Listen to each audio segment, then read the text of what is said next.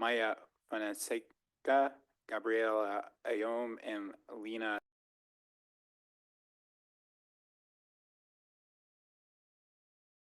Muy buenas tardes a todos los participantes. La tarde de hoy vamos a tener interpretación disponible al español, así que pasen por favor por la mesa en la parte de atrás para recoger su equipo para que escuchen la interpretación.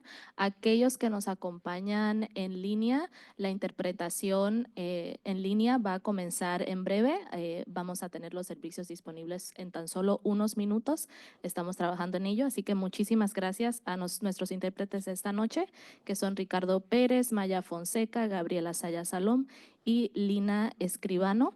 Para los que se conectan a través de Zoom, pueden hacer clic sobre el icono del globo terráqueo que está en la parte de abajo de la pantalla. Si se conectan a la interpretación a través de un teléfono, tienen que hacer clic sobre los 3 puntos, el menú de los 3 puntos, y luego seleccionar interpretación. Muchísimas gracias.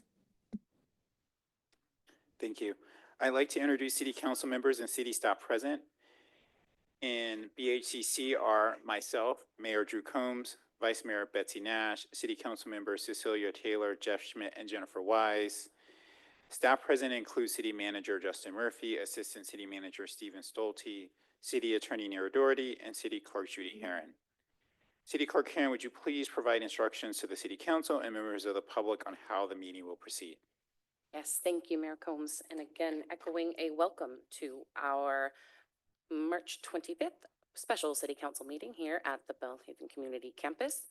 For members of the public who wish to provide comment on an item on tonight's agenda, after the mayor calls for comment on that item, if you are participating in person, we ask that you complete a speaker card at that back table and return it to me here at the clerk's desk. If you're participating virtually, you'll engage that hand feature. And if you're calling in, you'll press *9 at that time. I'd also like to announce that we are currently recruiting for all of our advisory bodies through April 9th. So for more information, you can visit menlopark.gov/commissions. That concludes my instructions. Mayor Combs, you may continue. All right, thank you, Clerk Herron. Next is closed session. City Clerk Herron, can you call for public comment for closed section? Yes, thank you, Mayor Combs. So at this time, if any member of the public wishes to speak on our closed session item, conference with legal counsel for anticipated litigation, if you're in person, you can complete a speaker card at that back table. If you're joining us via Zoom, please go ahead and engage that hand feature. Calling in, press *9 now. Okay, this will be the final call for public comment on our closed session item C1. Being no hands or cards, Mayor Combs, you may continue. All right, thank you, Clerk Herron. The City Council will now adjourn to the closed session and intends to reconvene at 6 p.m. Is that still accurate? No, 6:15, 6:30?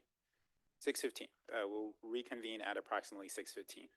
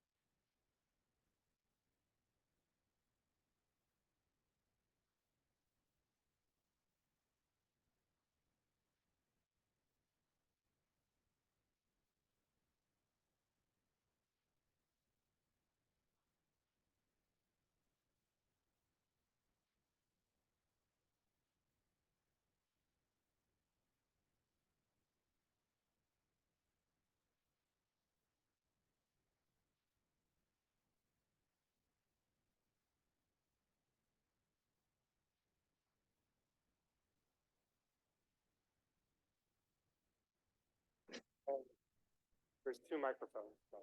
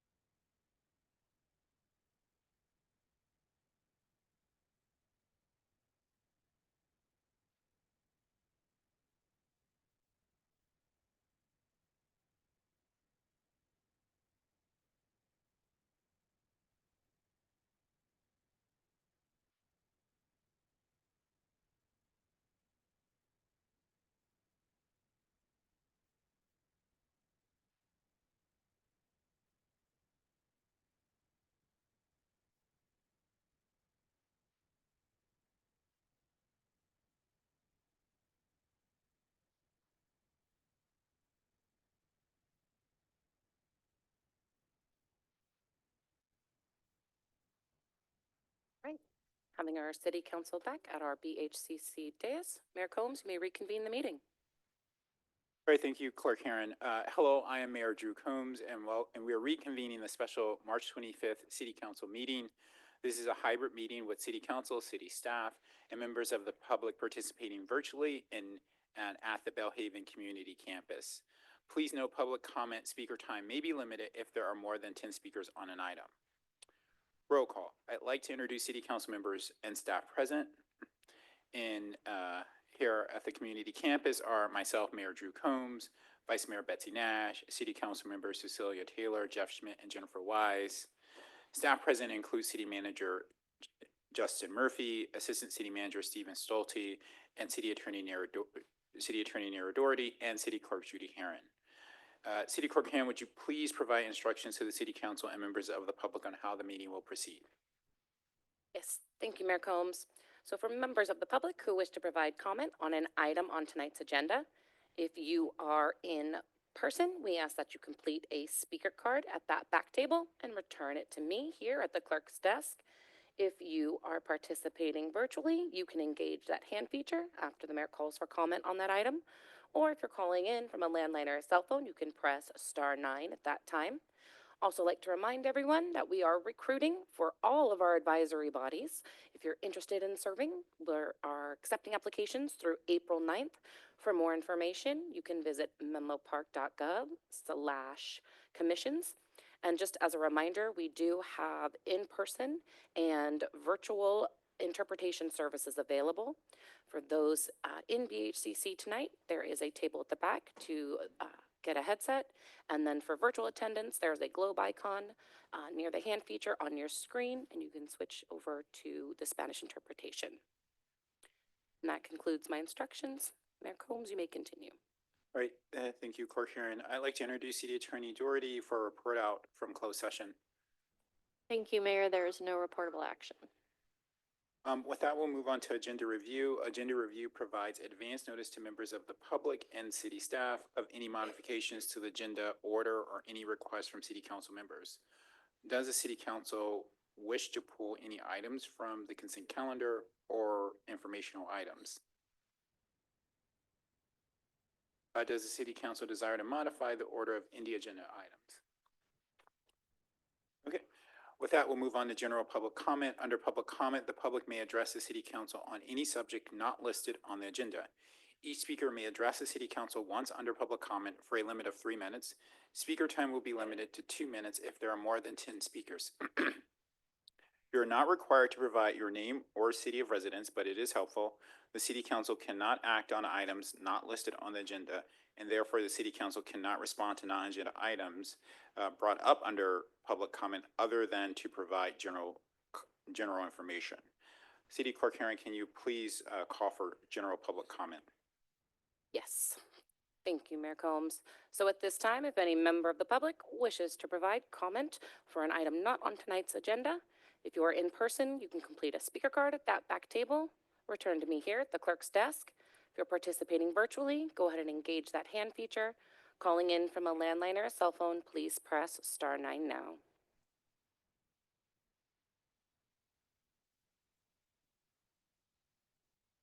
Okay, we currently have 7 speakers, so this will be the final call for public comment for items not on tonight's agenda.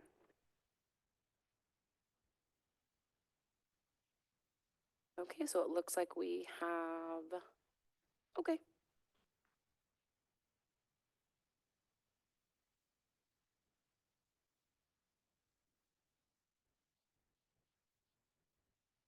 It looks like we have a total of 9 speakers. That we will begin with our first speaker, Glafira Garcia, followed by Alberto Garcia.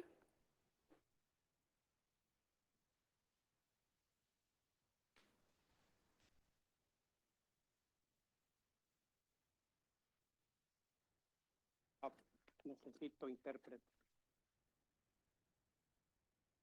To speak right into the microphone. Thank you. Buenas tardes. Mi nombre es Alberto Tinajero García. Soy deshabilitado. Tengo 30 años viviendo en esta comunidad. Conocí el antiguo Senior Center porque mi doctora me mandó. Gracias al Senior Center que existía, mi recuperación fue favorable.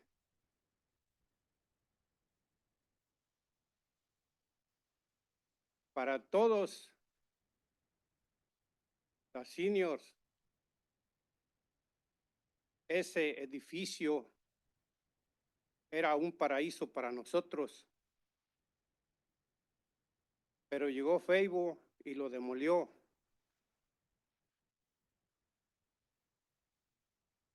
Prometiendo un nuevo edificio de 3 niveles.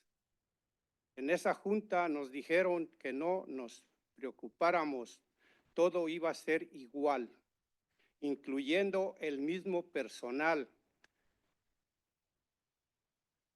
que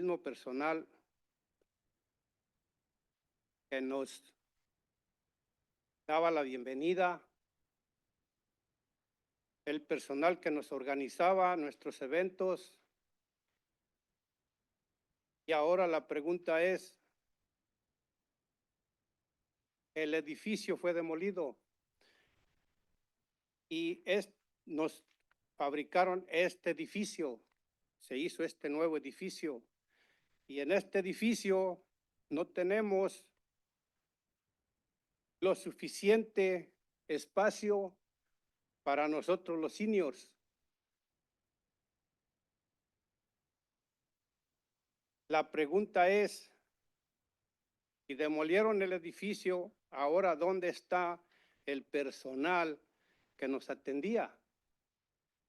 Ya no existe.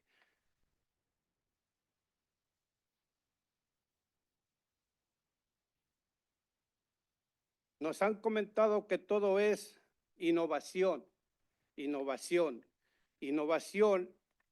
A lo que yo he visto, el edificio cuenta con muchos problemas para nosotros los seniors. Este edificio no está diseñado para nosotros los seniors porque tiene muchas anomalías. En primer lugar, las puertas de los baños son muy fuertes, muy macizas, muy pesadas. Para nosotros los seniors no podemos abrir las puertas. Yo soy deshabilitado y me da trabajo abrir las puertas. Nos dijeron que todo el edificio iba a ser para los seniors, todo, incluyendo albercas, librerías y todo. Todo tiene reglas. En la alberca. So sir, your time is up. Your time. Tiempo. Okay. O más. Gracias. Todo lo que les voy a decir es que nada más prometen y la mucha luz encandila, nos tienen encandilados. Gracias.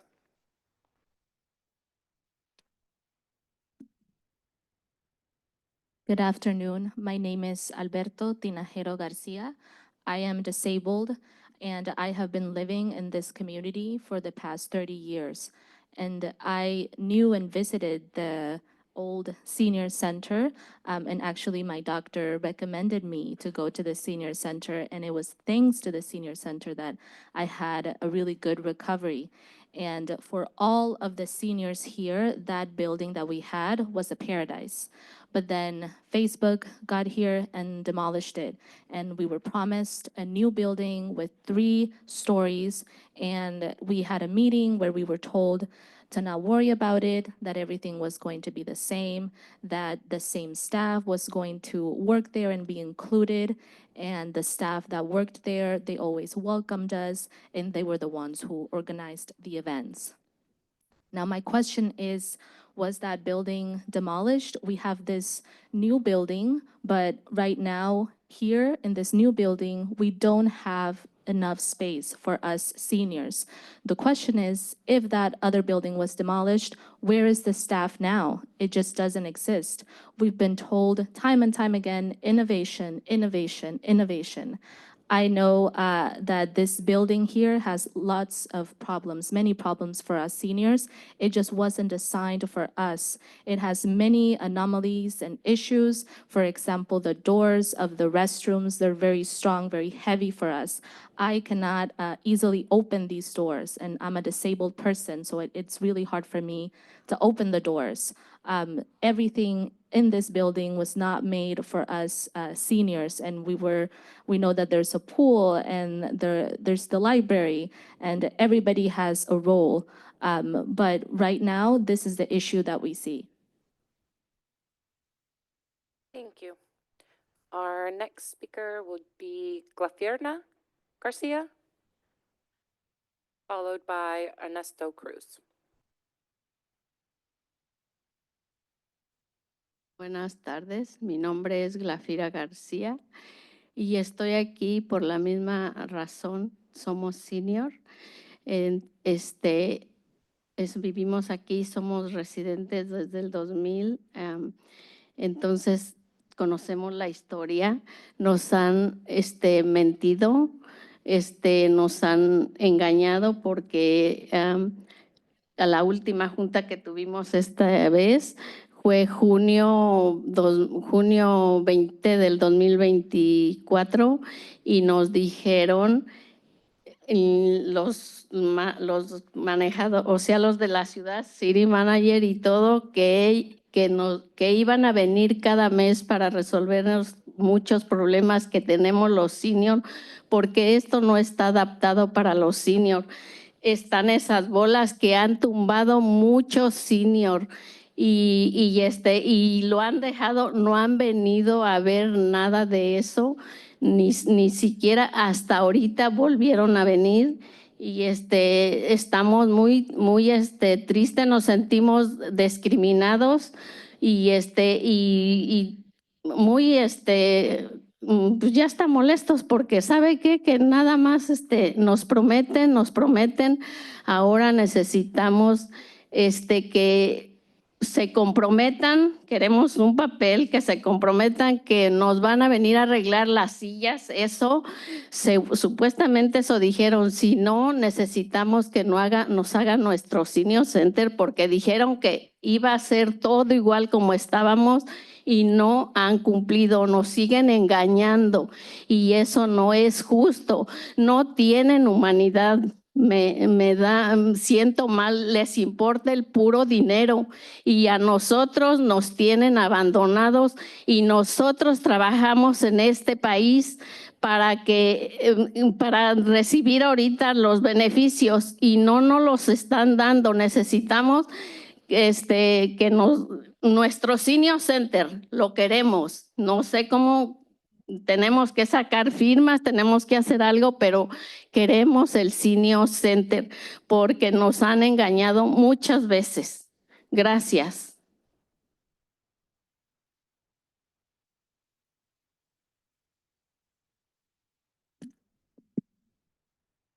Good afternoon. My name is Glafira Garcia. I'm here for the same reason that our seniors are here for. I have been living here since the year 2000, so I know the history, and we've simply been lied to. I remember that the last meeting where we talked about this was in June 20th of 2024, and we were told by you, by the city managers, by everyone, that every month you were going to come here to solve all of these issues. And that has not happened. All of the balls that we have here, they have made so many seniors fall, and that has not been checked. Actually, someone just came, but this whole situation is just really sad. We feel that we're being discriminated against. We're upset because everything has just been promises and promises. And right now, what we need is your commitment. We want you to do better. So for example, the chairs, we need the chairs to be fixed. and we need our senior center. We've told this to you many times, and everything is just the same. None of you have complied with all of this. We've been lied to, and it's not fair. We don't see the humanity in this. The only thing you care about is about money, and we feel like you have abandoned us. We have worked in this country really hard, and now it's time for us to receive the benefits, and you're not giving that to us. We simply just need the senior center. I don't know what we have to do, if we have to go out and get signatures, but what we want is the senior center. We've been lied to many times. Thank you. Thank you. Our next speaker will be Ernesto Cruz, followed by Steve Shaw.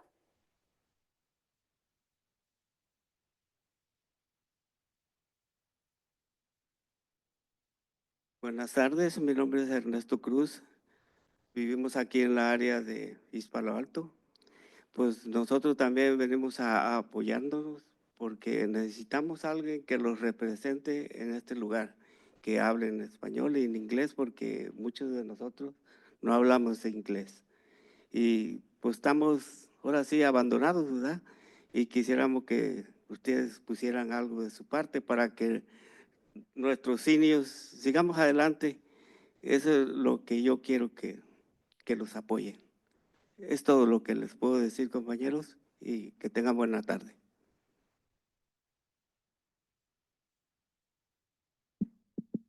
Good afternoon. My name is Ernesto Cruz. I live here in this area of East Palo Alto. We came here today because we wanted to support this initiative that the previous speakers have mentioned already. We need representation for the seniors. We need representation for all those people that are Spanish speakers, because many of us don't speak English. We need representation. We do feel abandoned at points. So I wanted to be here to express my support for the seniors. And that's basically what I came here to say. So thank you. Have a good afternoon. Thank you. Our next speaker is Steve Shaw, followed by Jackie Sebrian. Council, City Manager Murphy, thank you for your time tonight. I'm here to speak about Senate Bill 457, which I hope that most of you are familiar with. The text of it was, initially just released late last week, and of course, amended text came out yesterday. For those in the audience who aren't familiar, it's a piece of legislation that has to do with the Housing Accountability Act and the housing element. It's been written by our state senator, Josh Becker, and I think it's probably safe to assume that one of the motivating factors behind it is the Willow Park development at 80 Willow, but it clearly is a measure that is not specific to 80 Willow. It is specific to builder's remedy projects, which seem to have slipped in between the period at which a city had an approved housing element and it was certified. Some of you were on this council when you went through your certification. You're familiar with the process. You know that between the time when you had an approved element and the time you got certification, there was a period of 3 or 4 months that passed. And this has happened to other cities in the area as well. So what I'm asking tonight is that obviously, one, you put it on the agenda for your next meeting 2 weeks from now. But more specifically, what I'd ask is that you consider a statement of support, or even go so far as to be a sponsor of the bill. I sat in last night via Zoom to part of the Palo Alto Council meeting where they discussed this very subject. More than one council member asked, where's the Menlo Park City Council on this subject? I do think that you're in a more precarious situation than they are because of the visibility of 80 Willow. But I do think it is important for you to analyze it. Obviously, I think city staff should look at it to see if it does have an effect on 80 Willow or any other. I think there's only one other builder's remedy project in the city, to see what the effect would be, and then to address it at your next meeting. I will say this, I think Senator Becker's out on a little bit of a ledge here. I don't think he's going to have a ton of natural support I think it would be very useful if local municipal organizations, governments express their support for him. Clearly, he's going to be fighting sort of an entrenched, set of folks that support the current housing element rules. So thank you for your time.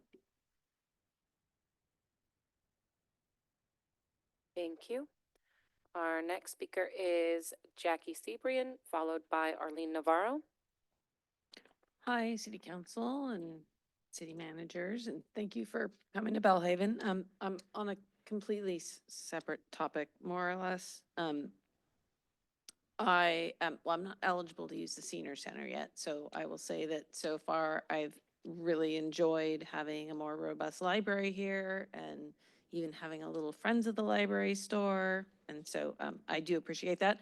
But my completely unrelated wish list item, since you're here, is that we have these rails that run through Menlo Park. And someday, maybe when like hover trains are invented, they might put trains on it. And I just want to say it would make really great bike pedestrian access to like Marsh Manor. And anyway, I would love, as the opportunity comes up, just know that the interest is still, like, I still keep hoping that someday it'll be a bike ped trail. And thanks for your time. Thank you. Our next speaker is Arlene Navarro, followed by Ismael Oseguera. I just wanted to say thank you for having the meeting on this side of Menlo Park. I know that it's not as easy, but I appreciate it. And I do see that there's more classes available at this facility for adults. However, I do wish that we continue to add more options and even later times, as some of us, by the time we get home, get dinner ready, or even just leave it ready, you know, whatever, pick up kids, etc. It's hard to come by to those classes, but I appreciate that there are more options. I just want to encourage that they keep coming. So thank you. Thank you, Arlene. Next speaker is Ismael Oseguera, followed by Bill Kirsch.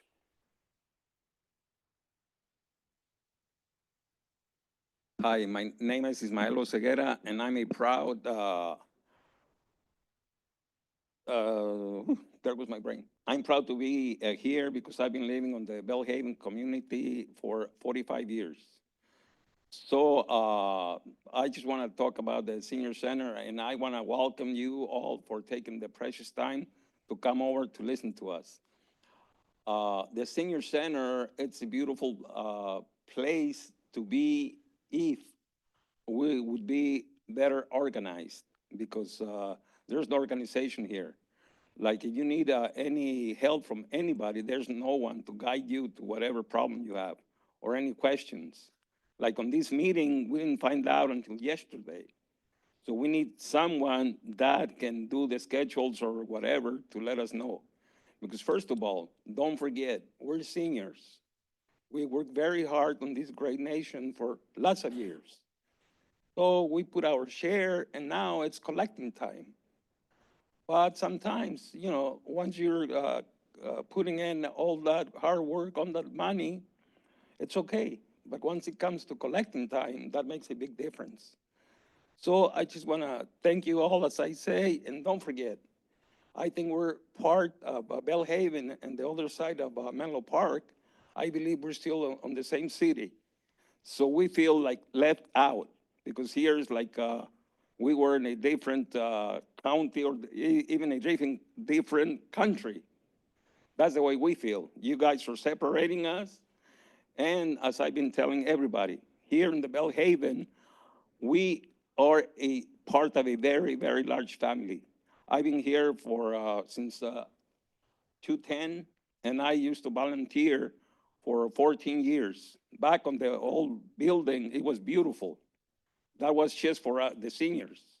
On this building, we don't have that privacy that we used to have.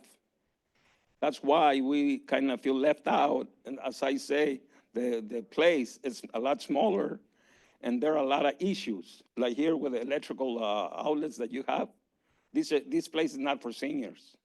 Also, on the chairs, those are patio chairs. They stick out all that metal. There have been a few people that they've fallen already because once they get up, they kind of turn around to walk and they hit the bottom part. And there has been a few accidents already. So I would just like to address that. And why not work together? Because I think we're still on one city, right? So let's not have that big of a difference. So I thank you very much and have a wonderful afternoon and God bless you all. Thank you. Thank you. Our next speaker will be Bill Kirsch. Mayor Combs, City Council members, Mr. Murphy, thank you for your work on behalf of our city. I really appreciate it. I love Menlo Park. I volunteered on various commissions for 8 years. I chaired several of the commissions for a total of 3 years, and really got to know the city. I know we have hardworking people here. I just want to say I'm really disappointed in the way the city staff has just ignored our pleas on Partridge Avenue and the adjacent streets. We suffer from cut-through traffic, particularly Partridge, because we have no impediments to high-speed driving. These are folks generally in the afternoon trying to make their way to El Camino to head south. I want to shout out to the police that came out last week and provided some temporary relief to us, but I just don't understand the posture of our city staff, just ignoring our pleas, ignoring our petitions, ignoring our emails. I don't understand that. It's very demoralizing. And it's especially hard to stomach when the solutions are simple. On Partridge Avenue, you could stick a pedestrian yield sign in the middle of our street like you did on College. We have senior housing on Partridge. We have the Menlo Park shuttle comes through. We need a crosswalk and a yield sign. You also could put planter boxes at the entry to our street, just like we did in West Menlo when I lived there. You can go out and measure those wooden gates and see what the opening is. These are simple things that can be done to give us relief. And we've been pleading with the city for years to help us, and it's only going to get worse with the pedestrian and slow street improvements on Middle, which I love, and I think they're going to be great, but we're all going to suffer here. So I know you're going to continue to ignore us. I guess that's your prerogative.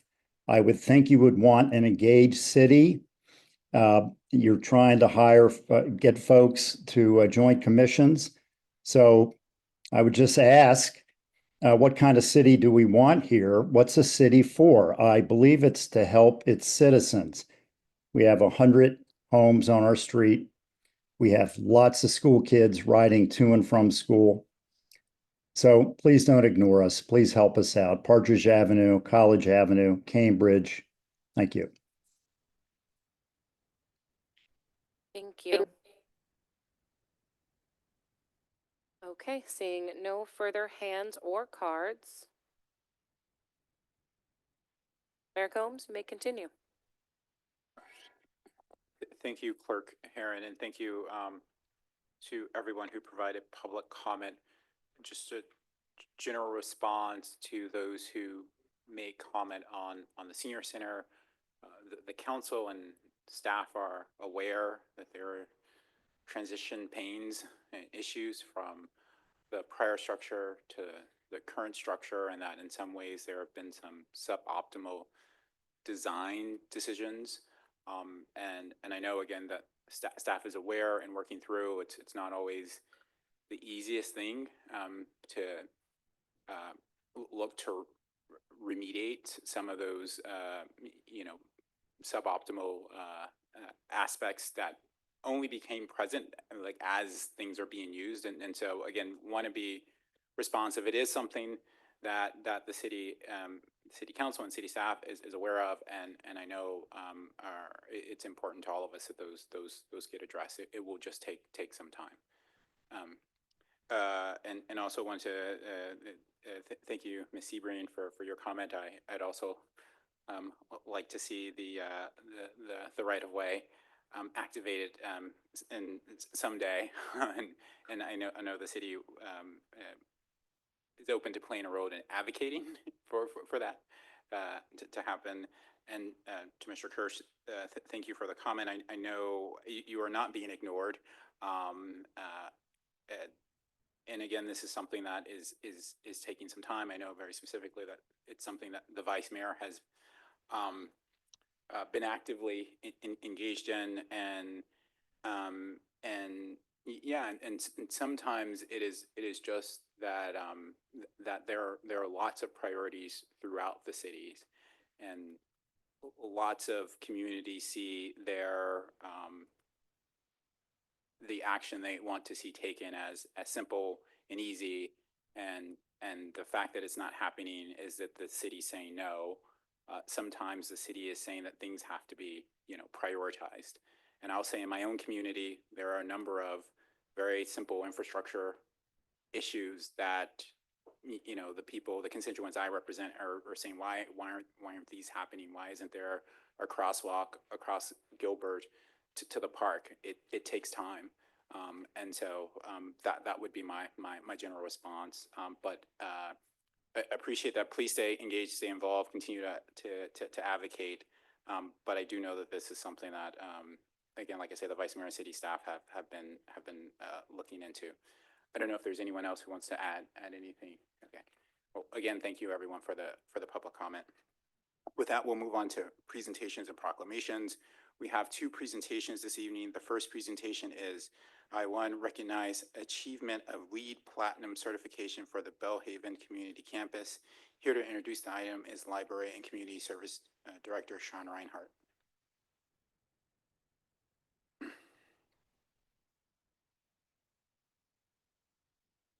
Thank you, Mayor. Good evening, Council. Joining me here for this brief presentation is Rachel Launder, our Sustainability Manager. Leadership in Energy and Environmental Design, that's what LEED stands for. And we are in a building that represents the highest level of achievement in LEED certification. We're pleased to report that last month, this building achieved LEED Platinum certification for excellence in energy and environmental design. I think everyone at the City Council knows all of the features, so I won't walk through them, but I will say that that certification coming as it has, less than a year after the building opened, is a real testament to the leadership and the vision of the City Council that set that goal for this facility. It's a testament to the investment that the residents of Menlo Park have made toward making this facility that example of environmental leadership for our community, and for the hard work of the staff, including the sustainability staff, public works staff, all those who contributed to making this building a success. And achieving that certification, we do have a certificate that we've just received. There also will be a plaque mounted on the building at a future time, and we'll let the City Council know when that's happening. Rachel, did you want to say a couple more words about this achievement? I just wanted to share, by electrifying this campus, we've reduced city municipal emissions by about 30%. So it's a really huge impact on meeting our climate goal of carbon neutrality by 2030. And we hope that this facility serves as a model for the community to see how electrification works, learn about new technologies, and we'll talk about some of the programs later in this meeting that residents can participate in. So really grateful for this recognition and pleased to be here. Thank you.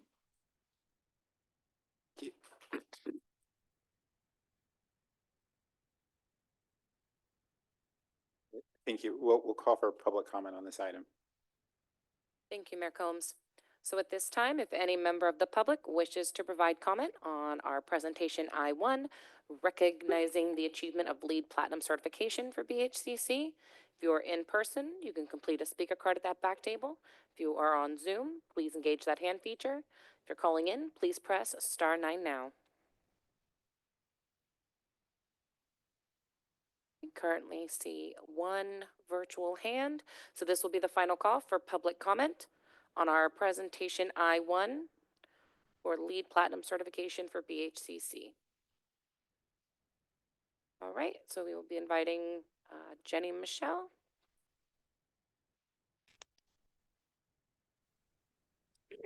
Dear Mayor, Vice Mayor, oh, sorry, can you hear me now?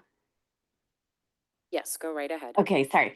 Dear Mayor, Vice Mayor, council members, and honorable staff, I'm Jenny Michelle, native born and raised here in District 3, a recovering homeless teacher, a disabled transit and bus rider, and a commercial property manager by trade.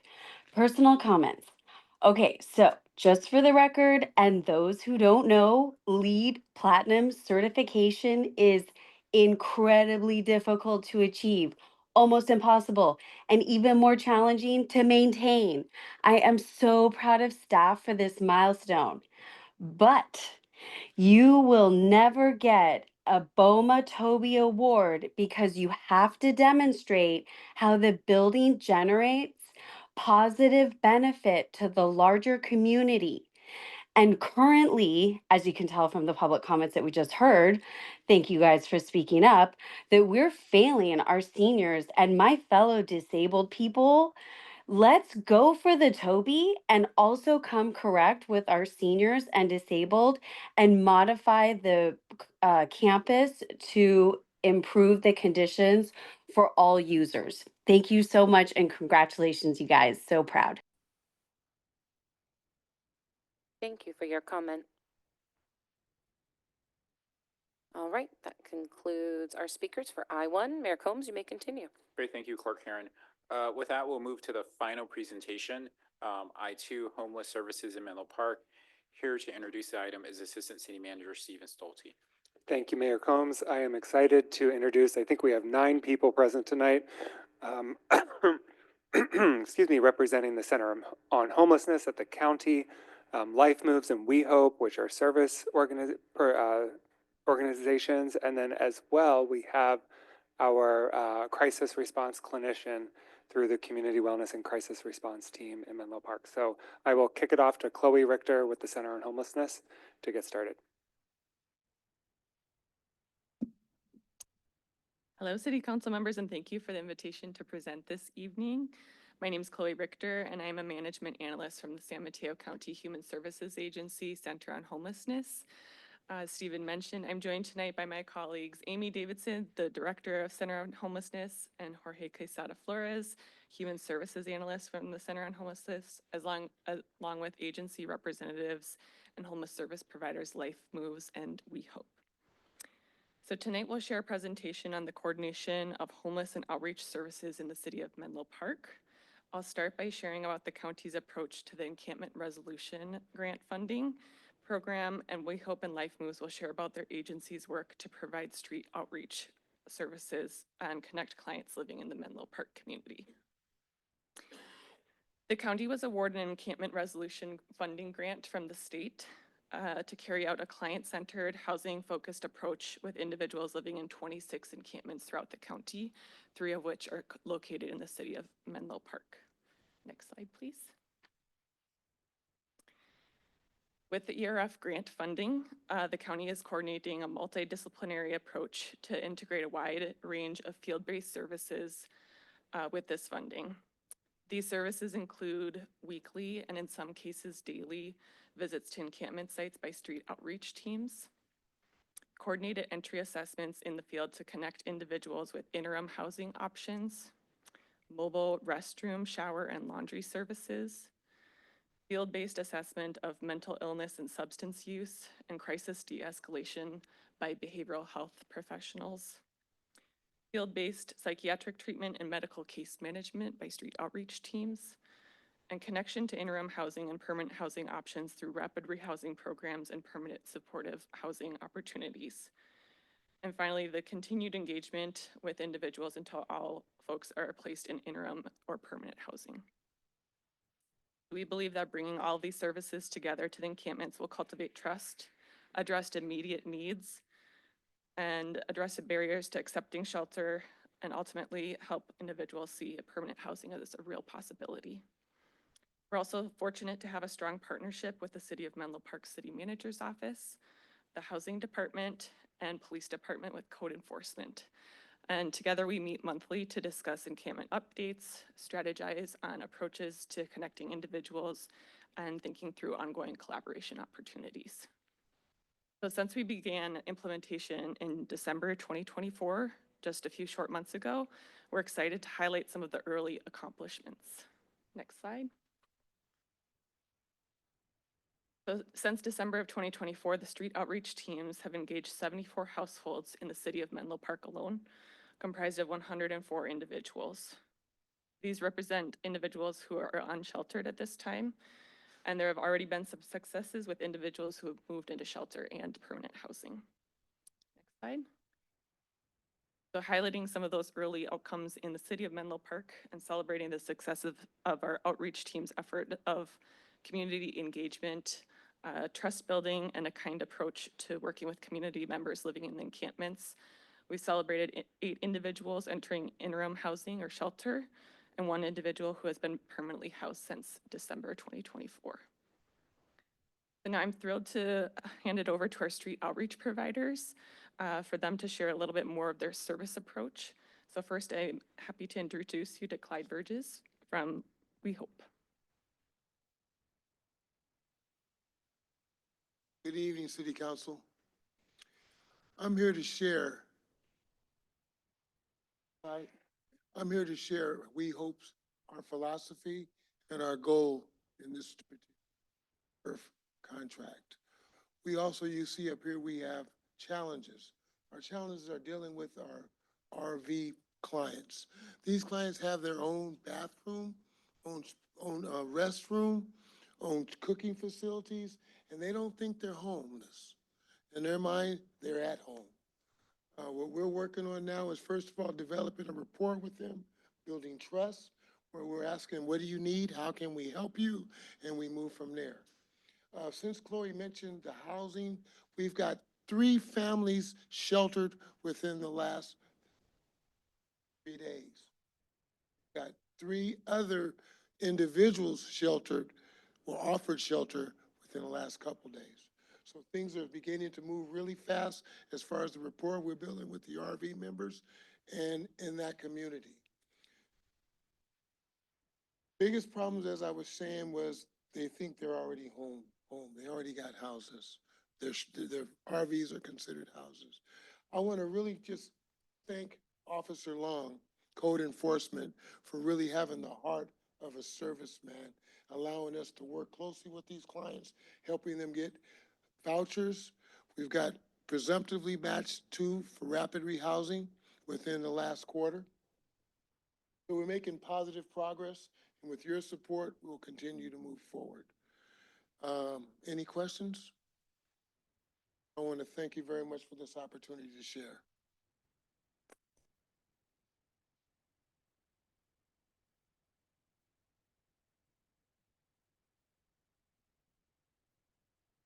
Good afternoon. Hello, my name's Lynette. Can we do that?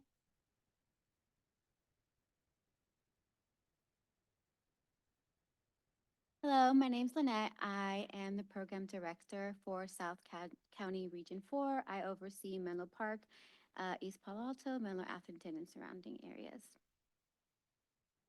Hi, and I'm the program director of the Encampment Resolution Fund program here with Life Moves. So we're an extension, we're an added program to the Extend outreach team. And good evening, Council. My name is Sarah Fields. I serve as the Director of Community Engagement and Public Affairs for Life Moves. We can go to the next slide and hear a little more from Belle. I'll give a brief overview of just what our homeless outreach team is. So our homeless outreach team works with meeting with the most vulnerable and hard to reach individuals that reside in encampments. Our team goes to encampments, whether that's under bridges, on the side of the freeways, whatever the occasion calls for. We do street outreach there. We connect with very vulnerable individuals and families. We go out day and night, rain or shine, we are out there. We take a holistic approach to connect with clients and offer any services or the appropriate referral needed. The goal is to connect them to any services that are appropriate for them, whether that's healthcare, shelter, connecting them to housing goals, treatment, mental health treatment. Our team takes a holistic approach and thinks outside the box to support these individuals and eventually helping them come over their barriers and eventually support them with being self-sufficient and rejoining into society. Next slide, please. So our new homeless outreach team, which is called 2.0, we recently expanded our team as of January 1st. So I oversee the South County region, and we recently expanded. We now Just for the have... interruption, can you get a little closer to the mic? Sure. I really appreciate it. Thank you. Thank you. So we recently expanded. Right now, our team is one program director, 2 case managers, and 2 outreach specialists, and 1 dispatcher that filters all referrals or rapid responses during the day. And I'm happy to announce that we recently just hired our 2nd dispatcher that will be doing calls during the nighttime and will be available until 10:30.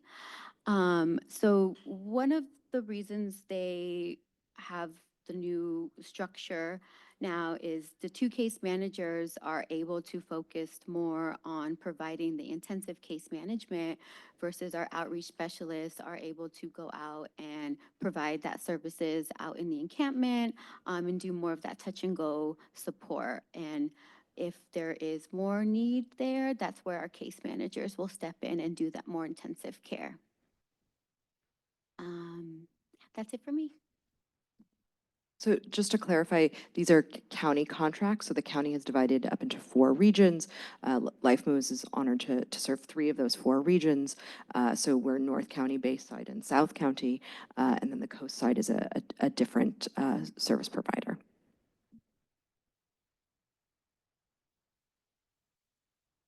And then as far as for our team, so we're one of the newer programs. We are currently building up our team. We're currently at 3 of 4 staff members who will be serving all of San Mateo County, but for the purposes of this meeting, we're supporting in the Menlo Park region. We have ongoing collaboration with Project We Hope behind me, Officer Long, and for the purposes of Menlo Park, we're serving the marshland area that's right kind of wedged between EPA, Google, and the Meta office space area. We are, 3 months into this program, so we're hoping to see more folks get housed through the several housing interventions that our different providers have been matched to, our clients have been matched to. We're hoping to see more and more folks get housed, more family members get housed, and hopefully just providing more information to the community of what our teams do, getting the word out there, we'll be able to better serve our community members in need. Just to speak a little bit on our success story, I can speak a piece to this. So I personally worked with this individual a few years ago when I was a part of the Kaiser outreach team. Primarily, that Life Moves team works out of hospitals from San Mateo County out to Santa Clara County. So this individual had entered through Redwood City, Kaiser, and just like all of our clients, they need multiple needs from case management. In this individual's case, it might be substance recovery services. Losing IDs is a common thing, a common theme. And why I want to highlight this story is just to see the amount of years it took for him to get into this opportunity. He is someone that would be engageable and maybe would step away from services depending on the day, depending on the resources that were available. I stopped working with this individual during the end of the pandemic.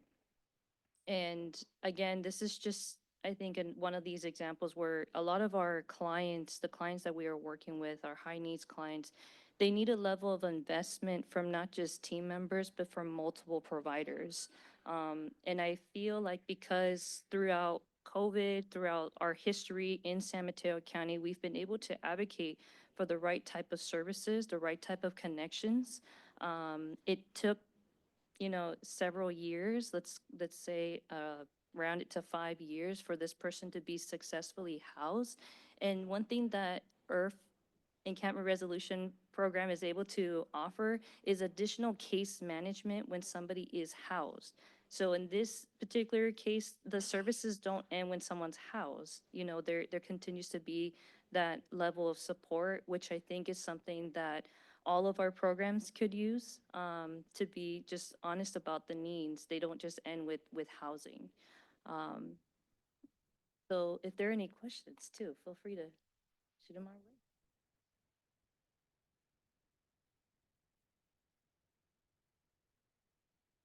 And this is just some point of contacts for our team. So we got Sarah Fields. For any media community type questions, feel free to reach out to me for any information I can provide on our new Encampment Resolution Fund program. Excellent. So if you have any questions, obviously we're happy to take questions now. I mentioned Chloe will come up here as well. And really any questions, of course, I know I always think of questions after a presentation like this, usually several hours. So we're always responsive to email questions, of course. I don't know how you let's, probably- we're going to go to public comment please. first. Very good. And then so hold tight. We will. Thank Mayor. you, Council. Mayor, we have one more speaker. Sorry. Our crisis response clinician, Meredith Roberts. Sorry, Meredith, please, Ms. Roberts, please.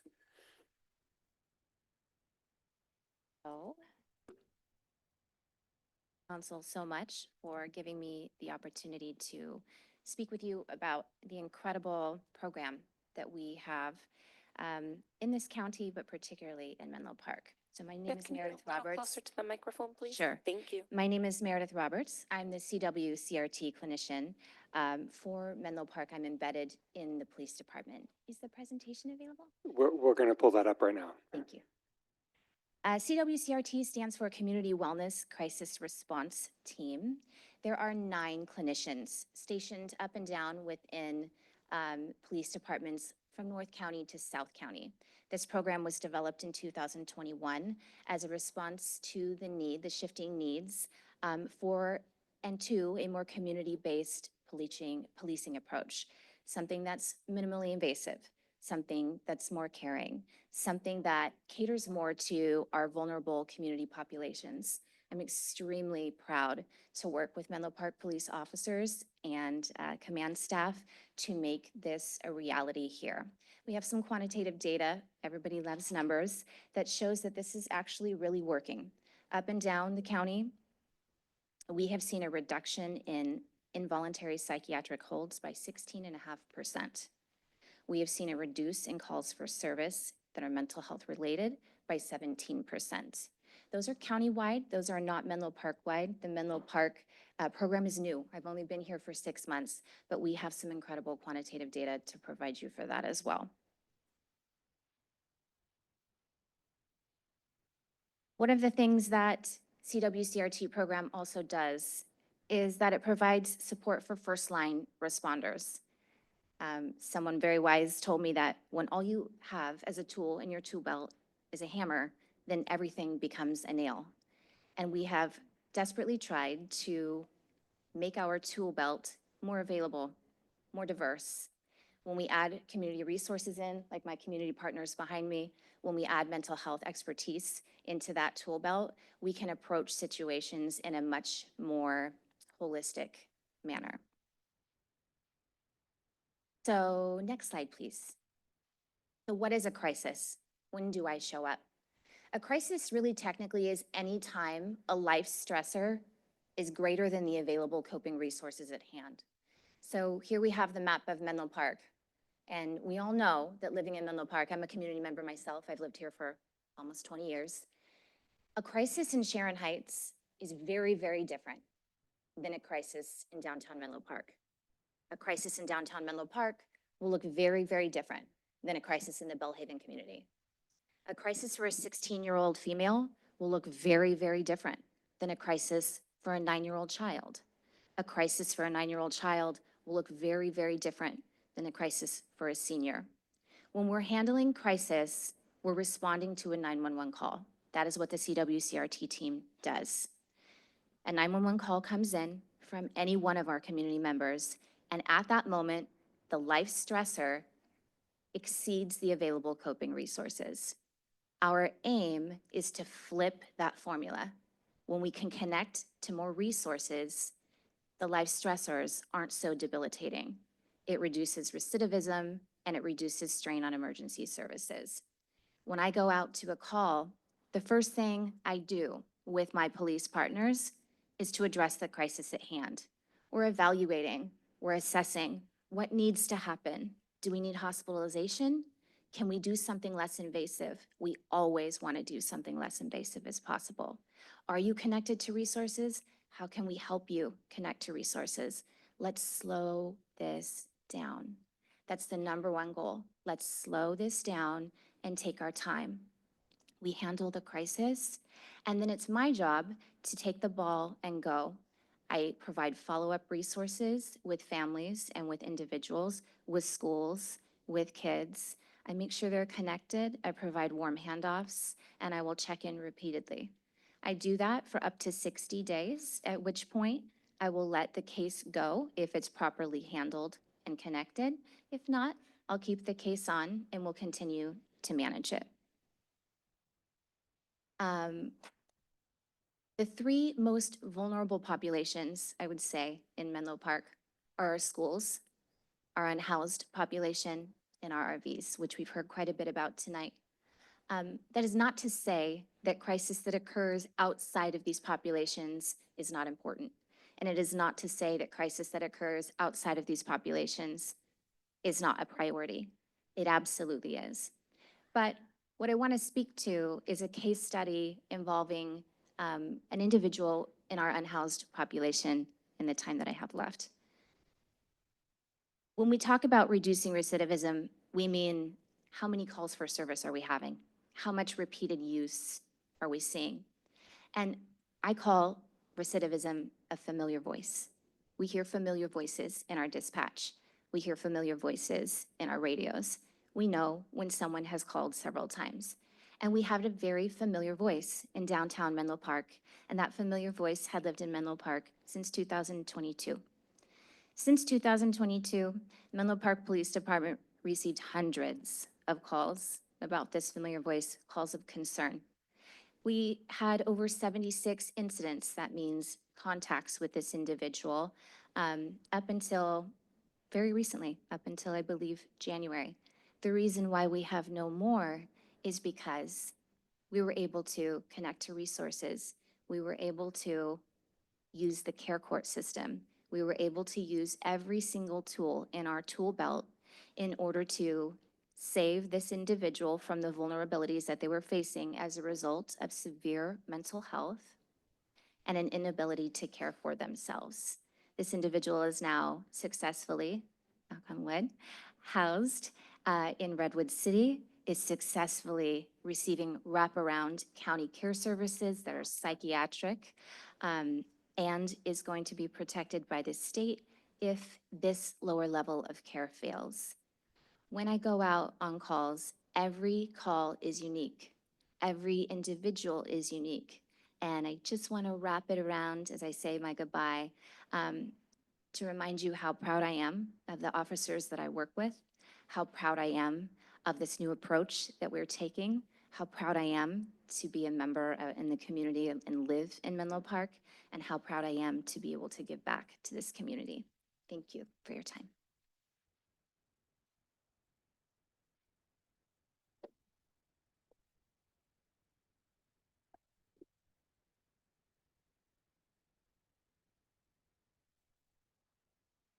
City Clerk, can we call for public comment? Yes, thank you, Mayor Combs. So at this time, if any member of the public wishes to provide comment on our presentation item I2, homeless services in Menlo Park, if you are in person, please complete a speaker card and bring it to me here at the clerk's table. If you are participating virtually, engaging that hand feature, calling in from a landline or a cell phone, please press *9 now.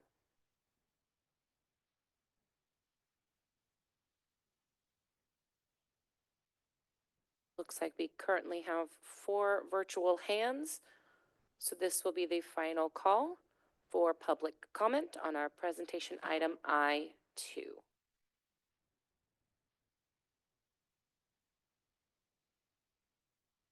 Okay, so we will be starting with Jane Perry, followed by Catherine Dumont.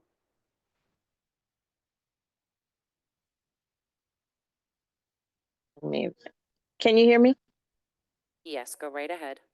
Yes, I hear what the people are saying that just spoke, but what about when you're going down the street like this today? I live in the senior building and I looked across the street. There's like 2 homeless people walking down the street. I don't know where they belong or who's taking care of them or what their mental health issues are, but they went into the bushes and they're making those bushes over there, once again, their home. And this is in Menlo Park. You go down the street at the corner, sometimes there's people out there who have mental health issues, screaming, just walking up and down Willow Road. You get tired of calling the police. I do. I get tired of calling the police saying, go check the bushes. There's people in there. They'll go and check them and nothing happens. They come right back. What are you guys doing about those people? On the corner of New Bridge and Willow Road, in those bushes to the left where people catch the bus. What do you do about that? Hello? This isn't a process by which you ask us questions. You provide public comment. So if you're done with your public comment, we'll end it now and go to the next public commenter. If you have something more to say, you still have some time. No, I'm done. Thank you.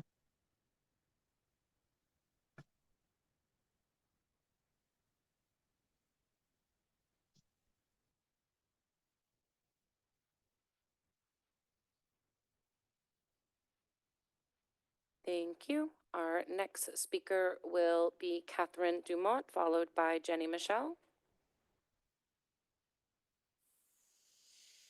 Good evening, council and staff, and I'm really Catherine Dumont, Menlo Park. Just want to express my deep appreciation for the information that was provided by the service providers, and I certainly feel like this is a ray of hope in a very dark and sometimes disheartening situation where we do not have the services and the housing that people need. So I appreciate that this effort has started, even though it's definitely in its early stages with just a less than, like, sounds like 3 months going. But I do appreciate the comprehensive approach with the different agencies and the city involved. And I do think it is important to acknowledge that folks have different needs, and the comment about the vehicle dwellers, they do consider themselves housed, and that's their reality. So I think it's good to meet people where they are. So with all the effort, and especially hearing some of the focus on reducing recidivism and reducing the strain on emergency services, and using using different tools. I just want to express my deep appreciation. Thank you.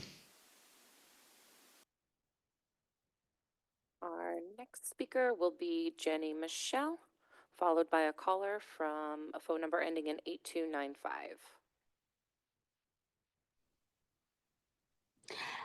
Jenny Michelle, native in D3, recovering homeless teacher.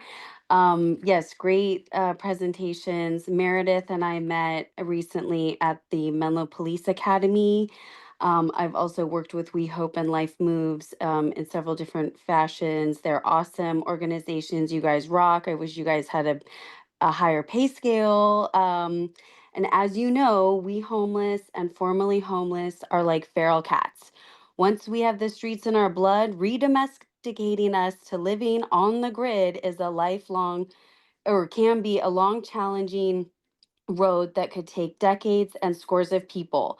The call of the streets is like a siren song, calling us to our true home, the harsh elements, the hard concrete, and the disdain treatment by neighbors. Further, I consider many local homeless my friends. Most of them are not ready to receive services. Many are in crisis without the big show of a police presence. One gentleman who I speak with almost daily is a 35-year-old white male, no phone, and appears to be normal, working class, acclimated individual. He always smells as if he just got out of the shower. Nope, he is totally homeless and has been for several years. Can't work and has no docs to identify himself. So far, he has not been able to receive help to get paperwork to identify himself because he's somewhat stable at times. The point is, yes, we need to keep our services super robust, but let's not let the streets get in our blood in the first place. For us as a municipality to be proactive upstream, keeping those of us housing stable now and housing stable tomorrow. Or you could take it further and declare a state of emergency on the housing crisis. Just my thought. Thank you again, Jenny from the Coleman Place neighborhood block. Thank you for your comment. So our next speaker is calling in from a phone number ending in 8295. You should be able to press *9 now to unmute your end. Good evening. Good evening, City Council and presenters. I'm Will. I'm a resident of District 3. I wanted to start my comment by thanking We Hope, Life Moves, the crisis response professionals among the police and ERF-related staff generally. I really appreciate the incredibly important work you're doing for our community. I want to encourage the City Council to continue to address the root causes of homelessness in our community, alongside supporting these excellent outreach efforts. I believe that unaffordable housing is one of these root causes. Providing new housing opportunities through affordable housing projects is critical. I appreciate the City Council's progress this year implementing our housing element, and I'd urge moving forward as quickly as possible. Finally, I do have a question for the presenters. I'd love to hear what the best way for people from Menlo Park to contribute to your efforts is. Is there a way we can volunteer or donate directly? Thank you so much for your time. Thank you. And our final speaker will be an in-person speaker, Lucia Soto.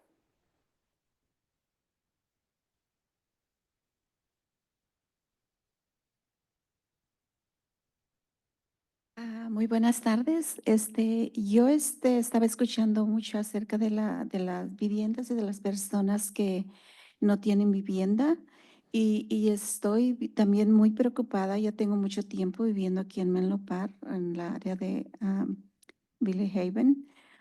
Y me ha preocupado muchísimo porque últimamente he visto bastantes personas caminando en la noche por la calle, hablando muchas cosas bien malas, que a mí me encanta caminar en la tarde y ahora pues me da un poco de miedo porque a veces camina uno y ve personas caminando en la calle y también algunas veces las lámparas de las luces están apagadas, no trabajan, no funcionan. Y estoy muy preocupada por eso y también quiero agradecerles pues a todos los que están haciendo posible ah, todo esto para ayudar a las personas. Y también estaba pensando que a veces quiere uno llamar yo he llamado a la policía, pero a veces tarda como mucho tiempo para venir y cuando la policía viene, las personas ya se fueron o se escondieron por allí y eso es muy preocupante para mí. De eso quería hablarles. Muchísimas gracias por estar aquí con nosotros. Adiós. Good evening. Well, I've listened to all these presentations about the homelessness and the housing problem. And this is an issue that I have been worrying a lot about. I have been living in Menlo Park in the Belhaven community for a very long time. And I have been very worried about this, especially lately when I see a lot of people walking at night and they are having pretty scary sounding conversations. And I usually walk in the evenings, and now I'm very scared to do so because I see a lot of people walking at night, and sometimes the street lights are off, they're not working properly. So I have been very concerned about this. I want to express my thanks. I want to say thank you to all these organizations that are helping homeless people. And I also wanted to mention something. And in the past, I have considered calling the police for all these worries that I've had, but I've noticed that it takes a very long time for the police to respond to those calls and come by when it's been needed. And by the time that the police arrives, the people that were pretty scary have already left. So this is a big worry of mine that I have as a member of the community. But thank you so much for coming here this evening. Thank you. Thank you. Seeing no further cards or hands, Mayor Combs, you may continue. All right, thank you, Clerk Karen, and thank you to everyone who provided public comment. I did want to acknowledge the first commenter had specific questions about folks she has seen at Willow and Newbridge. Staff has taken note of that if there's a desire to respond additionally, but I do want to acknowledge that we heard you and took note about your concerns specifically about people you believed who are unhoused in that area. I also, there was a question about how can residents help, and I'll let the presenters provide information to the extent to which their organizations allow or encourage volunteer, encourage volunteering. And to the last public speaker, hear you, I would encourage you to continue to engage city staff and police to the extent to which there are folks who you believe are in need of assistance. As you heard from the presentations, it is not just policing services, but additional services that the city and the county and other organizations offer, specifically targeted at some of the people in the community you have concerns with. So I would definitely encourage you to continue to reach out to the police or city staff as you see people who you believe are in need. And so with that, I'll bring it to the dais, the extent to which any of my colleagues have questions for our presenters or for city staff. Comments, questions? Vice Mayor.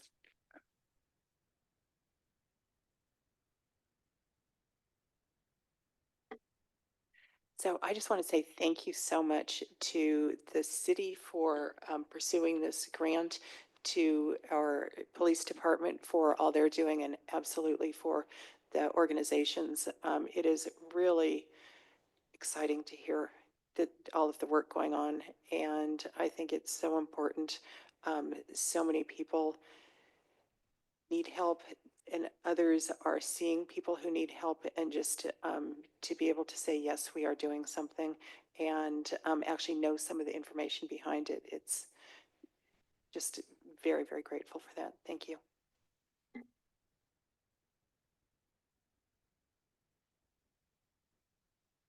Councilmember Smith.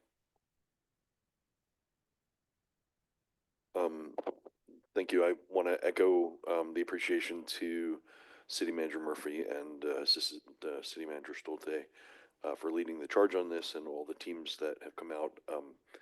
As the City Manager can tell you, I've been a little bit of a burr in the saddle in this one, so I'm really grateful to see what we have in place so far. I think a couple of things that are important for me to see, and I'm hoping as we look at the next phase of this, we can kind of keep it in mind. One is around the next phase, maybe integrating and embedding this in city operations. So it's nice to see the data, but having simple views of the total population, the total engaged, the total outcomes, everything kind of in one place, because when you have multiple programs and agencies, it's a little tough to discern what's actually happening unless it's all kind of integrated. I'd also love to see it, how these teams that are in the room are working together. I know everybody says they're working together. I trust that, it's not a question, but it's good to see sort of how there's seamless handoff or how there's coordination and collaboration. And then the third kind of integration message is, I love what Meredith said about every tool in the toolkit. That I think just seeing how those tools are working and what's the data and the gaps and maybe the outcomes by tools used. And I know that sounds very data driven and geeky, but I think it's just the next level of really embedding this in what we do and in our consciousness. The second thing I would ask is, I was lucky to have a coffee with Pastor Baines and talk about We Hope for a little bit over the last weekend.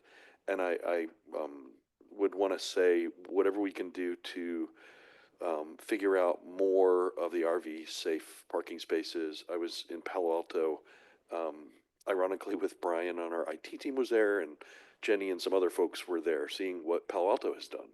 And they've got an amazing site, and I know it takes a lot of work and effort, but and they're working with Move Mountain View. So I feel like I'm seeing evidence that can be done, and I hope we continue down that path as actively as possible, even if it means we're participating in a multi-jurisdictional solution. So those are my two asks is, how do we better integrate everything? And then how do we double down on RV safe parking program?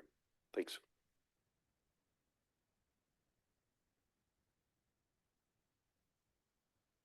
Thanks. Any additional council comments? No? Well, again, thank you for the presentation. Thank you to staff, and we close this. Oh, sorry. Oh yeah, I forgot. Thank you. So, if for those of you who have volunteer components of feel free to come and share. Thank you for the Ryanair, Vice Mayor. Yeah, good evening. Again, Sarah Fields with Life Moves. So just a few things. First and foremost, like was mentioned earlier, if community members, if council members see encampments or the appearance of a small group of folks who appear unhoused, report it to your non-emergency police number. We interact quite a bit with Menlo Park PD and collaborate on those efforts. It's important to remember that your unhoused neighbors are people and to be respectful of space, but also to recognize the humanity in each other. So certainly if you feel it's safe to do so, engage with folks. And if you don't, also act accordingly. Just want to remind everyone, we also have a family site here in Menlo Park, Haven Family House on Van Buren Road that off and on takes donations. And the best way to find out about donations to that site or to volunteer with us is to email our volunteer team at volunteer@lifemoves.org. That's volunteer@lifemoves.org. and that's the best way to get in touch with us. I also just wanted to comment that San Mateo County is an incredibly collaborative place. The Center on Homelessness, which they can share a little bit more, really does focus on the kind of alignment that Councilmember Schmidt was talking about in terms of the collaboration. And so each one of us, even if we have specific geographies that we're focused on or particular populations, we really do all work together towards meeting those goals. And lastly, I did want to say the encampment that was mentioned in public comment, I believe it was Miss Perry, is part of is one of the ERF sites. So I think the county can probably, or maybe even one of my colleagues, the New Bridge and Willow Road site. It's ERF site number 26. As I mentioned during our presentation, IRF is just one component to our larger outreach team. I don't think I could really give a quick response to how we engage our team members, just because, you know, as Sarah mentioned, there's so many different pieces to working with a human. We're not working with numbers. I'm happy to be the point person to take some of that information observed by our community member. Feel free to reach out to me either via phone or via email. That's vilomeli@lifemoves.org, or my cell number is 650-533-5527. And just throwing out a disclaimer that because we're working with individuals, I can't share any specific information of, you know, the individual, or, you know, I could share some limited information of how we're supporting the area. And just know that we're collaborating. There's multiple components to our program. So we have rapid responses where we are already engaging with law enforcement, multiple mobile crisis teams. I'm collaborating, you know, in this case with Lynette and her team, because they're team members set for specific locations. And again, if there's any further questions, I'm always happy to support, or at least be a point of contact for other questions as far as the extensive outreach team, or even just our Life Moves team. Good evening. My name is Alicia Garcia. I'm the Chief Operating Officer for We Hope, and we love to welcome volunteers. I invite the council to come out and volunteer at We Hope. You know, there's no better way to get to know the homeless than to serve them. And so we have a lot of groups that come and serve dinner. It's the least invasive way that you can actually engage in a lot of conversations. And so when someone's coming to volunteer for the first time, I always encourage them to come and serve dinner. And so you can sign up on our website at wehope.org. Thank you. Councilmember Taylor. Thank you, and thank you all for the presentation and also the reassurance that you are continuously working together. I have a question, and this is something we can follow up on later. It's just to find out if there's any place, whether it's with the county, that has current data. I know the county executive has done a presentation for elected officials and community leaders that did have some information. This was several months ago. So just wanted to find out if there is current data that we can see, just so that we know what's happening. I think people assume because there are still folks on the street, even though the work is being done, that the work isn't being done at the level that it is. And so sometimes just seeing those numbers, housing 3 families is amazing. I've walked over through the RVs and seen how folks are living. And so, and just a reminder that that is their home, but folks are willing to be housed. And so just wanted to find out if that's possible. And that question could be answered offline. It doesn't have to be answered now. Thank you. Thank you for the question. We're happy to provide specific data points if you have a specific request. The data that was shared today is recent data. So in the last 4 months, the numbers for engaged individuals and households was data as of March 17th. And then the number of individuals housed in interim shelter and permanent housing was also current as of March 17th. So some of the most recent last couple days didn't make it in this presentation, but this is all recent data specified for the city of Menlo Park. if there are specific data requests, we're happy to follow up offline if you have something specific too. Thank you. Well, thank you to the organizations that presented. Thank you for the presentation, and thank you for your work, and thank you to everyone who provided public comment. With that, we'll move on to the consent calendar. Under consent calendar, the city council may take action to approve routine business items in one motion unless a city council member, city staff member, or a member of the public requires that an item be discussed or continued to a later date. City Clerk Herron, can you call for public comment on the consent calendar? Yes, thank you, Mayor Combs. So at this time, if any member of the public wishes to provide comment on our consent calendar items J1, City Council meeting minutes, J2, a resolution initiating the Menlo Park Landscaping Assessment District, J3, a contract award for the 2025 Street Resurfacing Project, J4, the City Council and Advisory Body Annual Attendance Report, J5, the investment portfolio reports for December 31st of 2024, and in J6, an agreement for the West Menlo Series Circuit Streetlight Project. If you are in person, please complete a speaker card at that back table, return to me here at the clerk's desk. If you are participating virtually, engaging that hand feature. If you're calling in, press *9 now.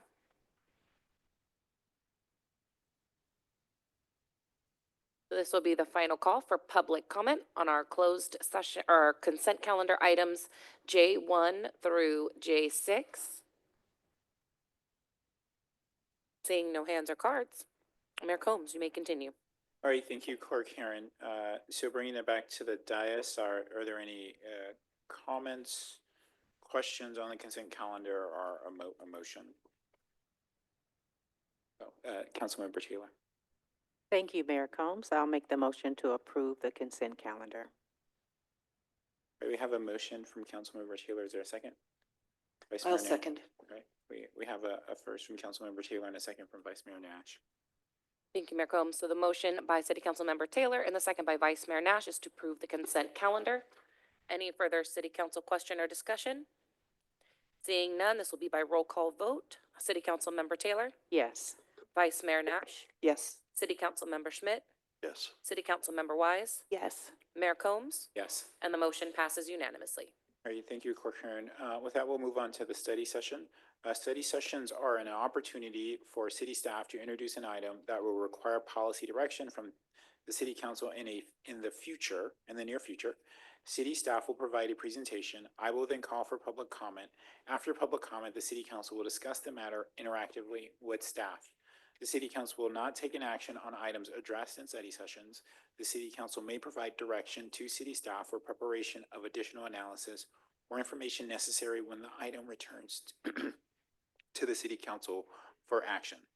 The study session tonight is provide direction on program enhancements and new project options to continue implementation of the community-wide electrification program.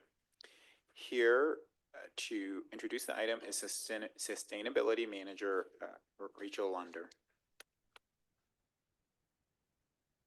Thank you, Mayor.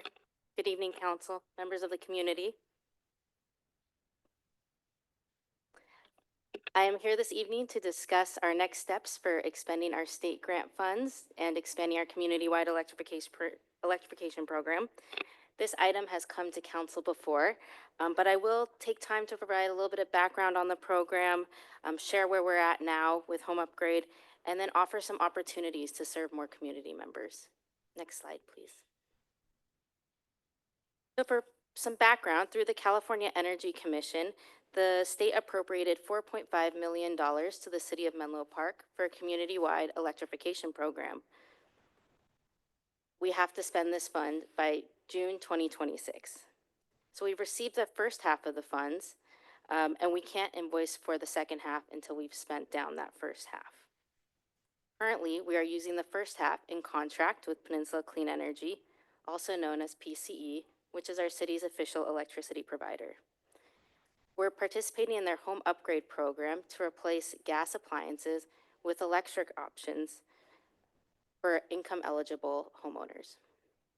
You'll see there the flyer for our program. The sustainability team has been providing monthly informational items to City Council to track the progress of this program. And we've recognized that we are not on track to spend down our grant by June 2026. And so tonight we're seeking direction on all of the options available to accelerate the program and where we can have the biggest impact possible. Next slide, please. So for a little bit more background on the Menlo Park Home Upgrade Program, there's a QR code there too for anyone in the audience who may be interested in learning more, signing up for Can their you own. pause a second? Can I ask that we not have conversations occurring in the back? Thank you. Sorry, please continue. No problem. So inviting folks to check out the QR code as we talk through this program. But to be eligible for the city's home upgrade program, a homeowner must be a PCE residential customer living in Belle Haven. They must be the owner and occupant of the single family home, and they must have existing gas-fired equipment, as well as meeting the income eligibility requirement for this program, which is 80% of the area median income, or AMI. Some of the pieces that we cover under this upgrade program include heat pump space heating and cooling, heat pump water heating, induction stove, electric oven, and cookware, as well as electric dryer and electric remediation if it's needed to electrify appliances. You can go to the next slide.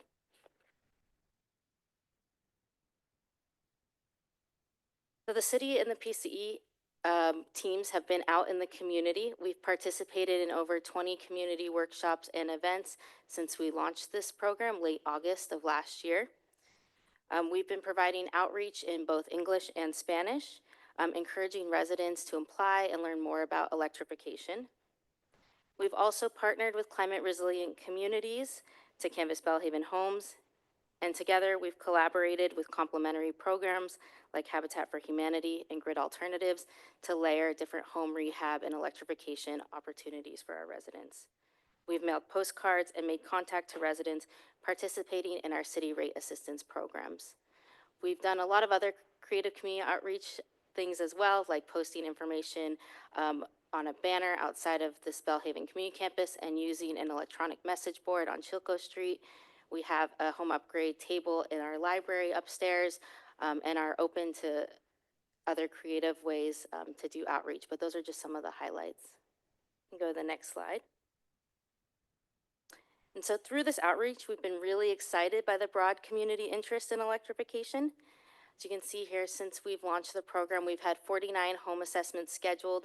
We've completed 28 of those assessments, resulting in 13 signed participation agreements, and we're proud to report that 4 projects have been completed. That's 2 whole home electrification projects and 2 water heater changeouts. This picture from Karen's home made me emotional when I received it. She shared this stove that replaced a stove that wasn't working, and we went through several iterations to pick the right model that would fit her space and her needs. And she was really proud to share it with us and have it in tonight's presentation. And so while each home is a success story, and I've really enjoyed getting to work with each homeowner, we know that it's not enough to meet the commitment of this grant. Next slide. So through an iterative process with our Environmental Quality Commission, or EQC, our community members, and our community-based organizations, we have identified 7 opportunities to enhance our home upgrade program and bring more electrification programs to the city of Menlo Park. Some of these recommendations tonight address gaps in the home upgrade program and can be implemented with PCE, and others are new ideas that may require new contracts or amending agreements that we already have. So it's possible that some of these items could return to City Council for further approvals. The recommendations here are listed in priority order based on the feasibility and speed of implementation. However, staff's recommendation is to take on each and every one of these priority programs.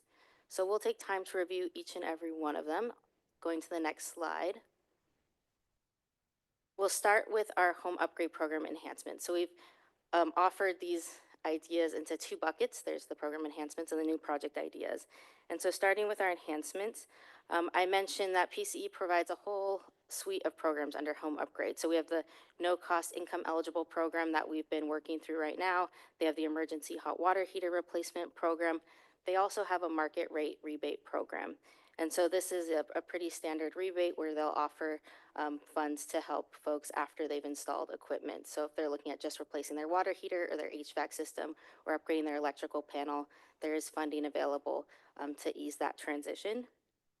The rebates are available for single-family properties and multifamily properties where the upgrades are made inside the tenant's unit. There's no income eligibility for these requirements, and so the city could explore offering a matching rebate through PCE. They're amenable to looking at what it would take to do the administration to offer the matching rebate. And the city of Redwood City has one right now offering $500 as a complement for any piece of equipment. And so we could look at that amount, or we could evaluate different amounts.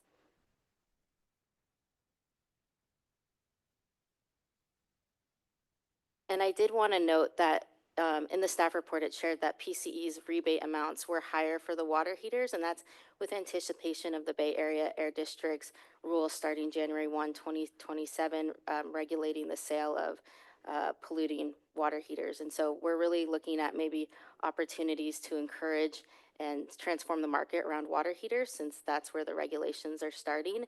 And so PCE offers a more generous rebate around water heaters. We could consider doing the same thing to support upcoming regulations in our community.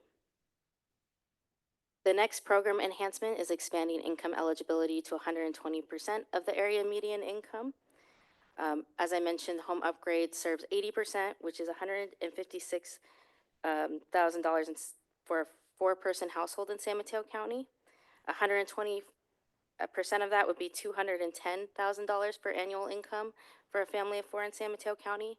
And that aligns with our BMR, our below market rate program, offering assistance to our median and moderate income families.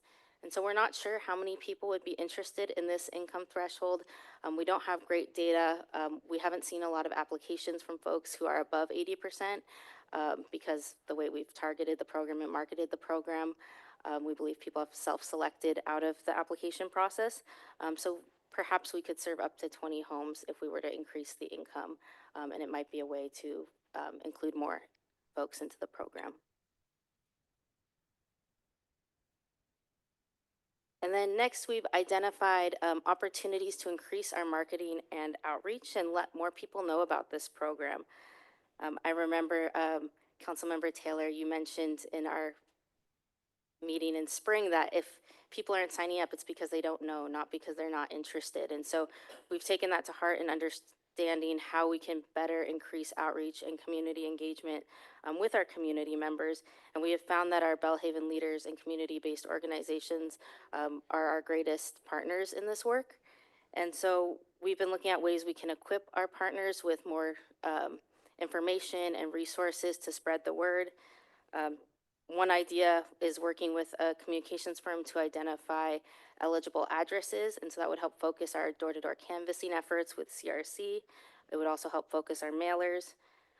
We could also use extra marketing and outreach funds to create messages that resonate with Belhaven residents and create materials that community-based organizations and volunteers and residents can hand out and distribute to their networks.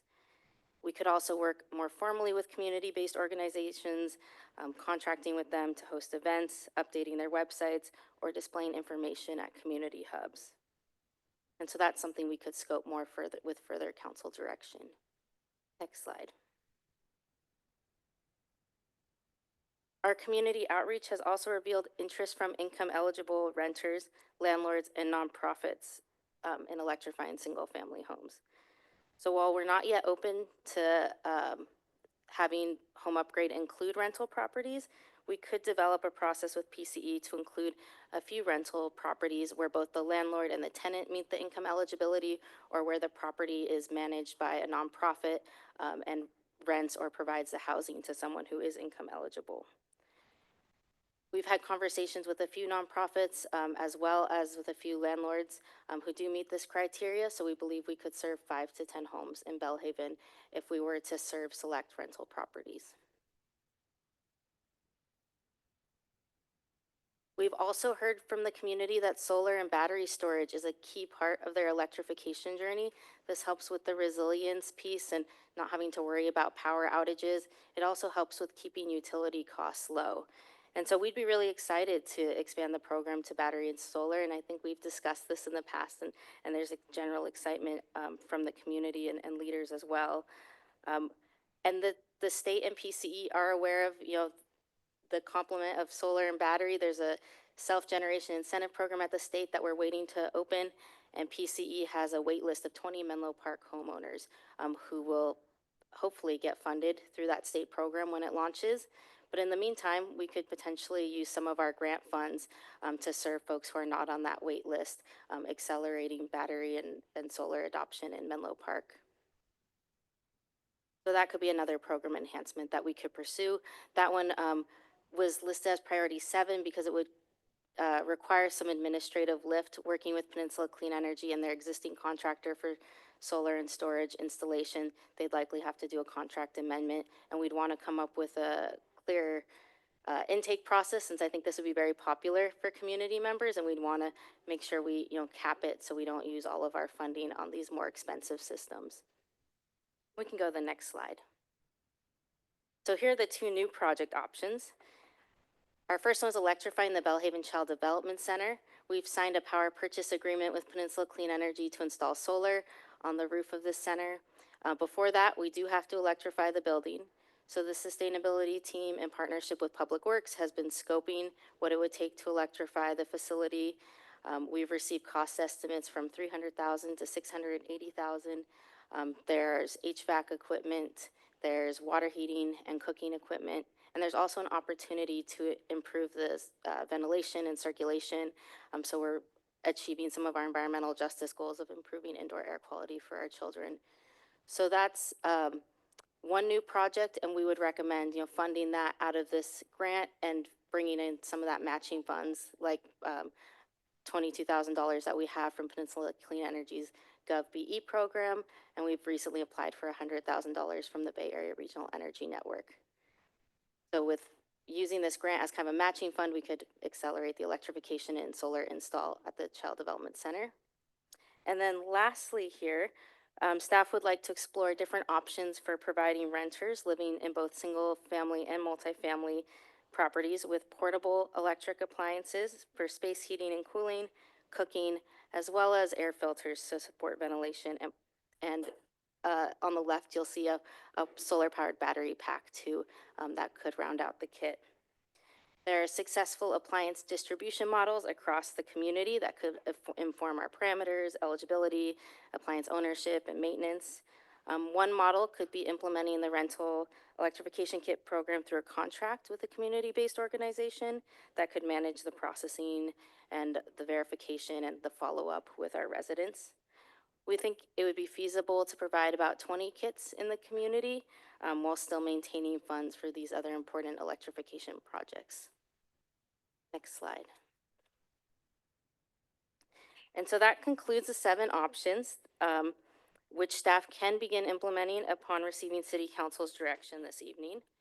I'll note that some of the initiatives, specifically the matching rebates, electrifying the Belhaven Child Development Center, and providing rental electrification kits will require additional City Council approval of contracts before implementation. However, several of the enhancements can be incorporated immediately into the Menlo Park Home Upgrade Program, including expanding income eligibility to 120% AMI, increasing marketing and outreach, serving select rental properties, and installing solar and battery storage installations for eligible homeowners. And so I'll just bring us back to our recommendation today, where staff recommends that the City Council provide direction on the program enhancements and new projects as prioritized by staff and the EQC outlined in this evening's presentation. And I'll note before finishing the presentation that we do have our PCE representative, Rafael Reyes, Director of Energy Programs, who is also available to answer any questions on this partnership. Thank you. Okay, thank you for the presentation. City Clerk Karen, let's call for public comment. Thank you, Mayor Combs. So at this time, if any member of the public wishes to provide comment on our study session item K1, providing direction on program enhancements and new project options to continue the implementation of the community-wide electrification program. If you are in person, please complete a speaker card at that back table, return to me here at the clerk's desk. If you are participating virtually, engaging that hand feature, and if you're calling in, please press *9 now.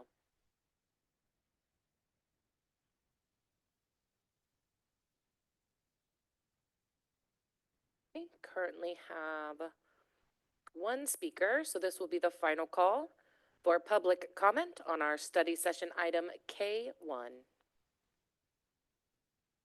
All right. So welcome to the podium, Pam Jones.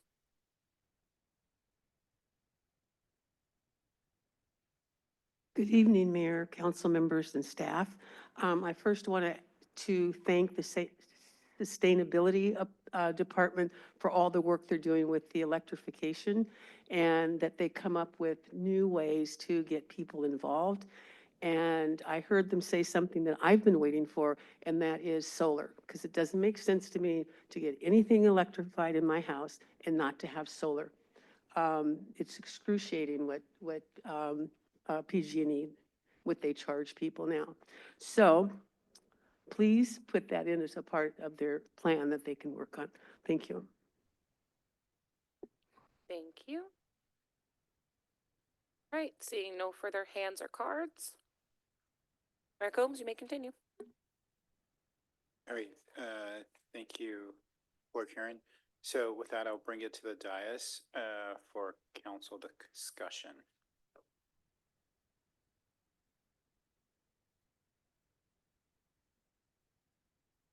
Or questions, Councilmember Taylor. Thank you, Mayor Combs. My only question is, with the review of potential options, the recommendations, are these all administered and handled by the city, or does this require Habitat, or who administers the new priorities? Can I respond? You want me to respond now or wait for questions, all of them? Oh, yeah. Okay, great. Thank you for the question. So it's a combination for these items. Most of them, we've looked for ways to enhance our existing agreement and partnership with Peninsula Clean Energy. So the solar and storage we would seek to do through Peninsula Clean Energy, the matching rebates we would seek through Peninsula Clean Energy, increasing the income, as well as serving rental properties. We would all look to our partnership with PCE and amending our agreement there. The other ones we would seek to work with community-based organizations on, and so we're not looking at kind of hiring anyone new or a lot of staff capacity for these, but rather kind of building the capacity within PCE and within our community-based organizations to lead here. So I have some questions. I'll just go through your priorities. So offer a matching rebate, and so would residents in that case be bringing you receipts, or would they be showing pictures, and would it have to have been purchased over the course of a specific time frame to receive the rebate? Yeah, so PCE has a post-install verification process. It's an online form, and there is receipt and photo submittal. And I believe the contractor can do it on behalf of the resident as well. So that's another kind of exciting piece of this program, is supporting our workforce with these projects. And so we would look to integrate with that process. And so when they see a Menlo Park application, instead of giving them $1,000, they give them $1,500. And PCE would then invoice the city for projects completed. Okay, so going then down to priority number 2, you don't though have or have there been any instances where there were residents who could not participate in the program because of their household income? Like, so is there a list of folks you could go to and say, like, I know these families make too much money, or would it be going out and trying to get those potential residents? Yeah, there's 3 people or 3 households that we would make contact with if we were able to increase the eligibility, but it would be kind of a new message that we would put out to the community, invite new folks to apply. Okay. But it's not that you've gotten it, so you've got those three, but it's not that like just overall you don't really know what that market size is, right? Obviously it's bigger than the one you have now because it's more people, but it's not like we know that like if you go to 120, then that's going to open up the floodgates. And why, sort of along those lines, why not 150? Could we do this for whatever like household income range we wanted to, or are we very specifically limited? Yeah, there's no limitation. We were following the city's other housing programs and looking at the BMR guidelines, and so looking at 120 as our max. But there's opportunity to look at higher incomes as well. Okay, and then going to priority 4, I would say like, and this is actually not a question, just my general feedback would be this sounds logical, but I would want to make sure we didn't get to a scenario where budget for outreach and marketing is disproportionate to the overall program budget or the amount of money spent to actually deliver the thing you say you're delivering. And so that would just be a caution there, but I don't need to like sort of wade into the details.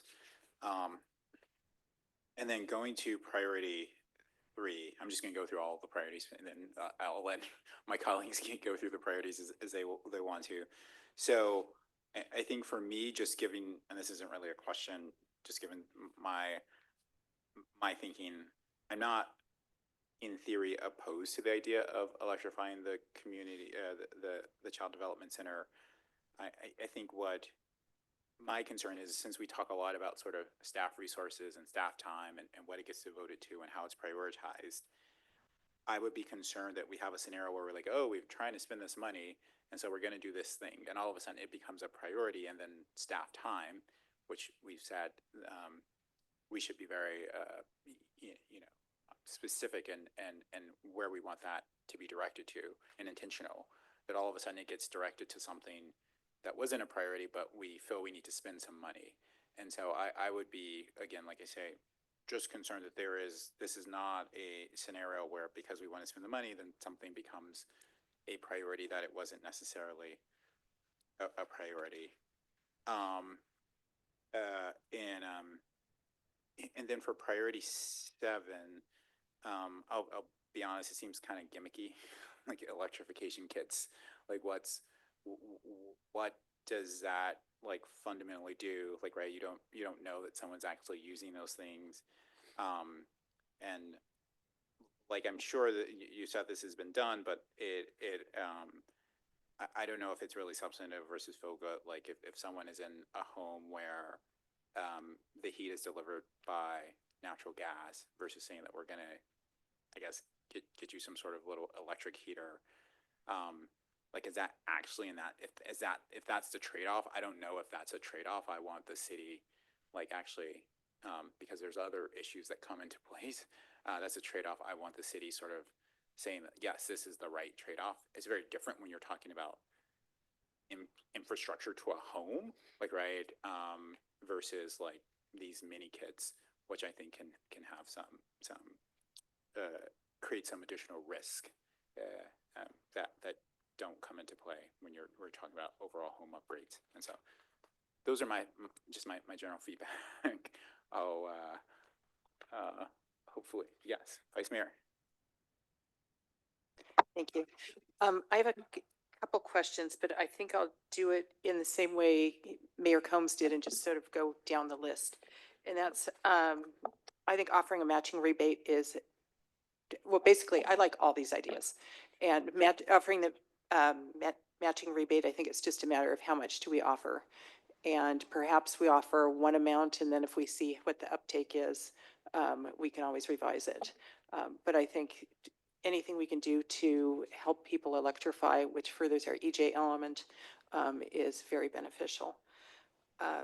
Expanding the income eligibility to 120%, matching the our BMR policy, I think, makes perfect sense. I think electrifying the Bellhaven Child Development Center is a terrific use of the money. My understanding is that we need to do the electrification anyway, so it's not something that's adding a priority or adding some extra work, please. Yeah, it's a stipulation on our agreement with PCE. They won't install the solar until we've electrified. And so there's a timing element there as we're needing to electrify before 2026 in order to be on good terms with our PPA agreement. Thank you. So I'm definitely in favor of that. Increasing marketing and outreach is the one thing that I was a little bit skeptical about, but I think you've changed my mind. Similar to what Mayor Combs said, just that it doesn't, the amount we're spending on that does not consume too much of the funds. It seems like there's been a tremendous effort at this point to have, the outreach you've done is amazing. And thank you for that. And so what really helps get to more people, change more minds. But I think perhaps working with the community organizations and whatever Mayor Councilmember Taylor believes would be beneficial, knowing the communities as well as she does, I think would be helpful, but just sort of watching how much we spend on that. Serving select rental properties. My question was, is there any way to make sure that they're not doing the rental increases? I know that's sort of been the key issue with all of our rentals, but perhaps using with the, I think you said HIP housing and the church property, maybe that's not an issue there, but that's my concern with that. We've talked to Silicon Valley Clean Energy, which is including renters and rental units in their program. And they have an agreement that the landlord and the tenant sign. However, they've acknowledged that there's not really a way to keep the landlord accountable to that agreement. There's not even language in there that says, you know, thou shalt not raise rent. And so since they're not a local government, they don't have some of the same housing tools that may be available to us, and that I understand our housing team is exploring and working on through the housing element. But some of the best practices would be perhaps having, you know, a rent registry or, you know, having some way to verify that the landlord is not increasing rents. And so since we don't have that, that's where the kind of discomfort of opening more broadly to tenant-occupied homes is. But we believe in kind of these cases in good faith that with our community-based organizations and where the landlord and the tenant both meet income eligibility, that we can, you know, work and build that relationship there. But that's some of the nuance with why we wouldn't recommend kind of expanding to other rental units. We'd love to see the rental registry at some point. That sounds, I would support that. And then providing rental electrification kits, to me, that's a way of opening up the electrification, which has significant health benefits to electrify and not be using the gas in your home, especially even the heat. There's some of the methane escapes and does circulate in the home. That's one of the reasons we see higher asthma rates in homes where there is gas, and especially if it's a smaller home where it traps the methane in a smaller space. So I think providing rental electrification kits is a really interesting idea. And it helps with the EJ element. Who would own that kit? We've explored a couple different ownership models. I was looking at climate resilient communities for some inspiration, where they have solar powered battery packs and they've distributed them to 17 homeowners. And I believe they have a longer interest list there. And that model is that CRC owns the kit. So if the person moves, they return the kit. And I think it's a model really based on kind of the community accountability that they've built. And so I don't know, they have an agreement that the homeowner signs or the resident signs, and they're agreeing to all sorts of things like to enable their neighbors to use the battery in the event of a power outage. They are also committing to having CRC call them once a year and make sure the equipment is functioning. they're committing to storing it well and to not, bring it camping and that sort of thing. And so that's one model that seems really interesting for this program, because I don't think it would be feasible for, the city to follow up, annually with folks on their kits to make sure they're still working and not having issues with them. Agree. I think we have a perfect opportunity, given that we do have this funding, to give it a try and allow renters to basically encourage renters to have an opportunity to electrify. And then I am wholeheartedly in favor of the residential solar and battery storage systems. I think that is the wave of the future. And so I would actually be in favor of doing, well, starting small, but doing more of that as much as we can. I think it will be very, very beneficial. If I could, pardon the interruption, but just as a reminder for our city council and our staff, that if you're not actively using the mic, making sure that it's disengaged and that light is off, it'll help with the audio feedback that we might be hearing. Thank you. Thank you, Clerk Karen. I forgot to, yeah, I'm very much in support of solar, but just want to make sure I understand a couple of things that the Vice Mayor brought up. When we say the pressure to electrify the Child Development Center, that's like our own pressure, like, right, agreement. It's not something that exists external to the city wanting to do it, to be clear. It made it seem as though this is something that, like, we have to do no matter what. It was a city council authorization to sign the PPAs. So the city has done a past action to commit to it, but it's not like a state regulation or requirement that we have solar. Yeah, and on a specific timeline. Yes. Yeah, there's a specific timeline. I don't know, Raphael, if you have off the top of your head, but I believe it's the end of next year, by April of 2026. That we agreed to do it, and so like, and if we don't get it done, then what happens then? Mayor, Councilmember, staff, Rafael Reyes, Director of Energy Programs for Peninsula Clean Energy. What Rachel is referring to is that all of the solar projects, and we have 4 solar projects that we're supporting the city on, all of them must be installed by April 2026 to meet the deadlines that the state has with regards to the net energy metering rules for solar, which are the more beneficial economic rules for those systems. The electrification, and I don't have all the background detail on that, would probably bring it up to a energy load that makes the solar much more relevant. So it's been sized in anticipation of that electrification of the appliances in that facility. And so my question is, if that does not happen,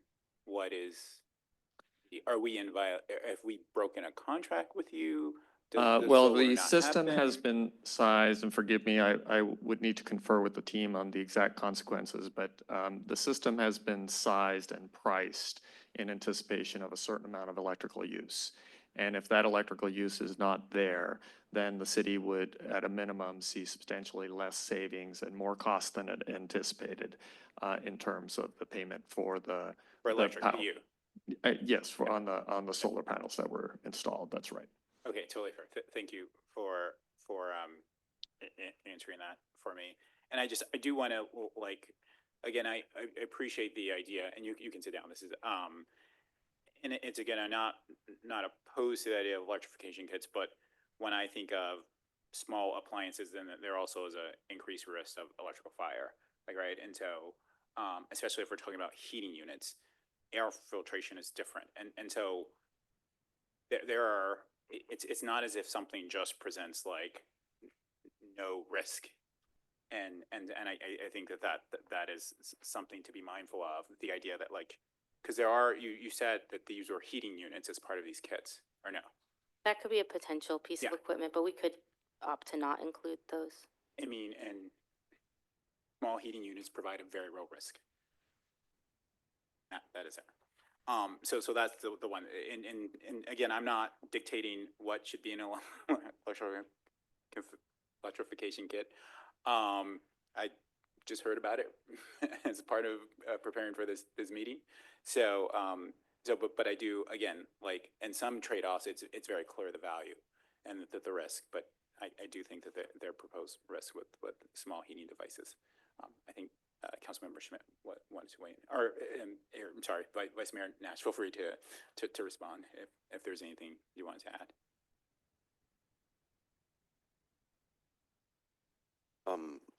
So I want to start by saying how deeply grateful I am to you, Rachel, for everything you're doing, and how absolutely fortunate we are to have you here in the city. The skills you bring, the compassion, the openness to innovation. It's you know I'm close to this work, and I really appreciate it. This stuff can be like wrestling a wet bear. You know, you get really bruised and it still slips away in the end. So your ability to get us to this point and keep us on track is really appreciated. So I had three things. I was looking back over my notes because I was lucky enough to go to the EQC meeting where they had started to debate the prioritization, and I just didn't write it down. Talking about timelines, I know there were two. So the mayor had mentioned, you know, we might feel like we need to spend the money, but there's actually hard deadlines that are underneath this that we do have to spend the money to get the second half. Could you just remind me, how much do we have left in the first tranche, and what's the deadline for that? Because I know it's earlier than June 2026. Yeah, so in the first tranche, we received $2.25 million, and we don't have to spend it by, a milestone. But I'm thinking we need to spend it by, summer of this year in order to provide enough time to invoice the state, who I speak with monthly about our progress, and have enough time to kind of receive the funding and be able to spend it. If we do it by the summer, we would have probably 10 months to spend another 2.25 million. And we anticipate the current pipeline of projects that we do have will get us, just over halfway through our commitment with PCE, our agreement with PCE. And so that's where some of the enhancements come in to see if we can get more folks quickly into the pipeline and we can serve them. PCE has the capacity to upgrade about 10 homes a month, and it can take about 3 to 6 months from first making contact with the homeowner to completing the project. And so trying to get more applications in is really important in building that pipeline. That's great.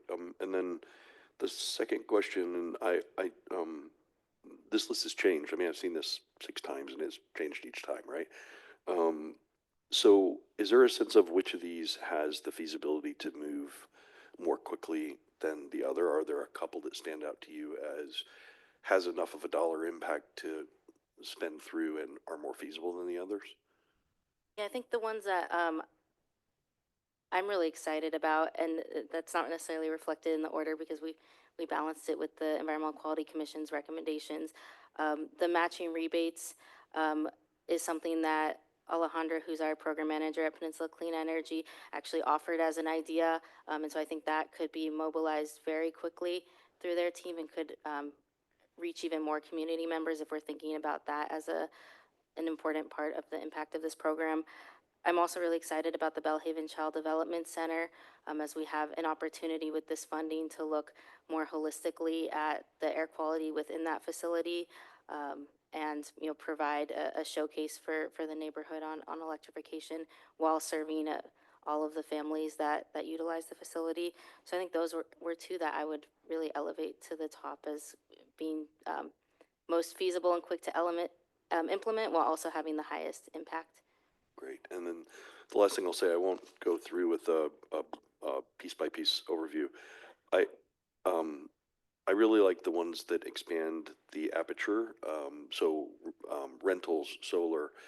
I feel like the spirit of the grant way back at the beginning was to not only implement electrification, but promote electrification. And so to me, the more we can expand that aperture and break into new spaces, it creates a ton of learning for the next piece of this and the next piece of work. So anything that, so I'm less interested in sort of the marketing and outreach and all that, but more about the things we can learn from expanding into stuff like solar, rental properties, the childcare center. Those are where I'm interested. But thank you overall. I really appreciate all the work.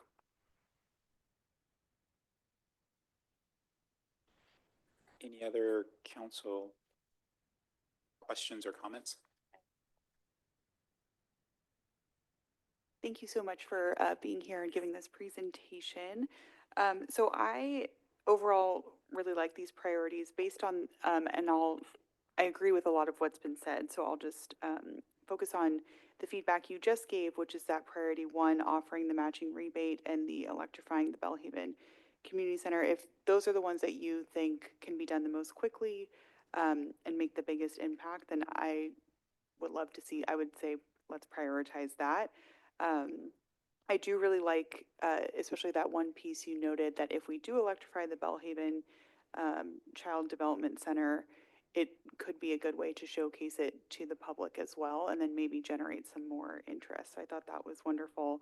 And then similarly, I do also really like this idea of the installing residential solar.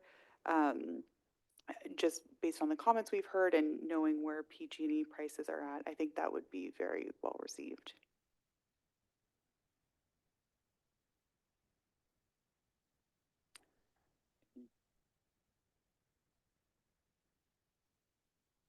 What I didn't share earlier is that I'm supportive of the recommendations. Thank you. Does staff feel it has the direction it needs? Is there something you want to make sure you have clarity on? I really appreciate the encouragement and the great ideas that we can fold into some of these programs. Just confirming that the council would be supportive of us advancing all 7 priorities, and you'll see progress in the monthly home upgrade reports or in potential future council items. That sound good? For the record, I definitely think you have a majority council direction. I would not say you have unanimous council direction, and that's just for record purposes. But yes, I think you definitely have a majority support on all of the priorities you've outlined. Wonderful. Thank you for your time this evening. All right, with that, we'll move on to regular business.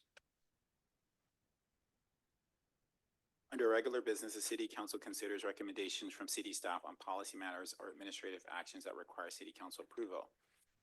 The regular business item is consider and adopt resolution accepting the 2024 General Plan Annual Progress Report, including the housing element and environmental justice element and annual housing successor report. Here to introduce the item is Senior Planner Kelvin Chan.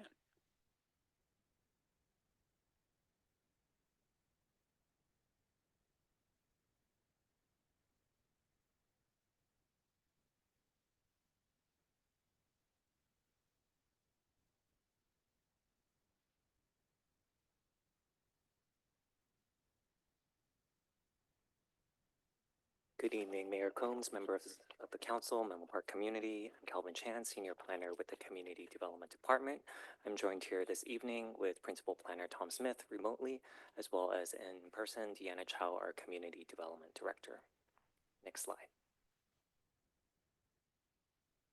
We will begin with a quick background on the General Plan Annual Progress Report, or APR for short. Similar to other cities and counties, the city of Menlo Park does have a general plan, and the general plan helps to serve as our blueprint for matching the community's long-term vision for the future, for meeting the community's long-term vision for the future. The APR provides decision makers as well as the public with information regarding implementation of our general plan, as well as the progress in meeting the community's goals. The APR describes activities of the past calendar year, 2024, and covers all 8 required elements of our general plan.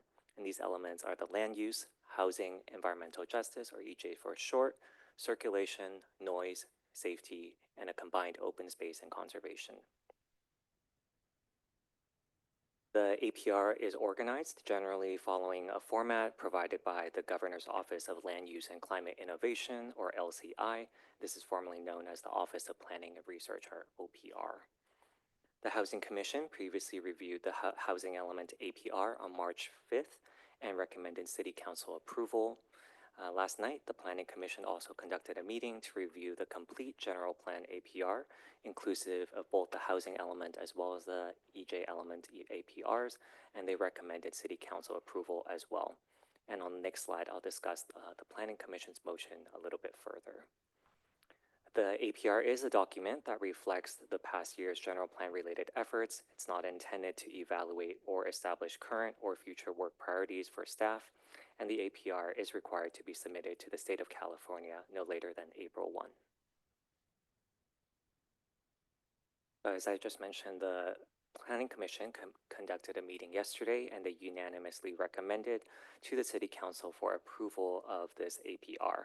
The Planning Commission provided some specific language in their motion for Council's consideration, which they would like to transmit, and I will read aloud now. You can see it on your screen.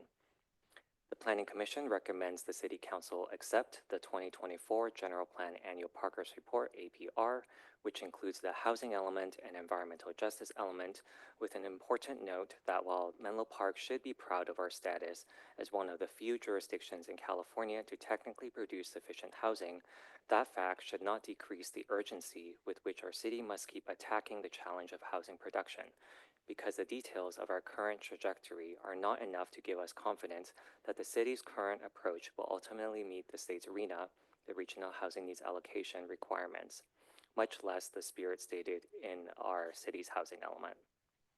So I'll now take a few moments to share some themes that we received from the Planning Commission's feedback. The Commission commented on appreciation for city staff advancing the general plan implementation, particularly for the housing and EJ elements. The general sentiment was that there is good work being done, a lot of it, but the city can continue to pursue activities even more intensely. The Commission also commented that housing and zoning policy changes intended to support housing production can take an extended time to materialize in development, to actually show up. And the city should continuously seek signals of progress and adjust course if needed. Staff does note that the housing element includes a program for a mid-cycle check-in for that adjusting course as needed. The Commission also expressed that they would like to be more actively involved in land use policy as well as housing projects generally. And the Commission commented that outreach such as surveys are helpful, but more action is needed. Staff does note that surveys can be a form of helpful outreach, kind of like a temperature check, to ensure that actions underway are consistent with community desires and needs, but it is also very important to engage thoughtfully with the community. The Commission commented that the city can explore ways to increase staff capacity, freeing up time to work on more programs. And lastly, the Commission commented that city staff continues to implement the general plan well with many activities and progress, but should continue striving for more. Next slide, please. We'll take a moment to highlight two items of our general plan APR that have some unique reporting mechanisms. This would be the housing element APR in Appendix A, as well as in Appendix B, the EJ element APR. The housing element APR uses some very specific statutory reporting requirements prescribed by the California Department of Housing and Community Development, following a required format as well as methodology. And the EJ element APR, which is provided through an update of our EJ element action guide, is our implementation tool that is separate from and complementary to the EJ element, but is a useful tool to help manage and coordinate the different efforts to accomplish the goals, policies, and programs to advance EJ and Menlo Park. The update of the EJ element action guide is also a critical part of implementing goal number 7, which is creating equitable civic and engagement for the EJ element. The next few slides will briefly touch on implementation highlights for the housing and EJ elements, followed by highlights from implementing other general plan elements. I'll now turn it over to our Community Development Director, Deanna Chow, to give us an overview of some housing element implementation highlights. Great, thank you, Mr. Chan.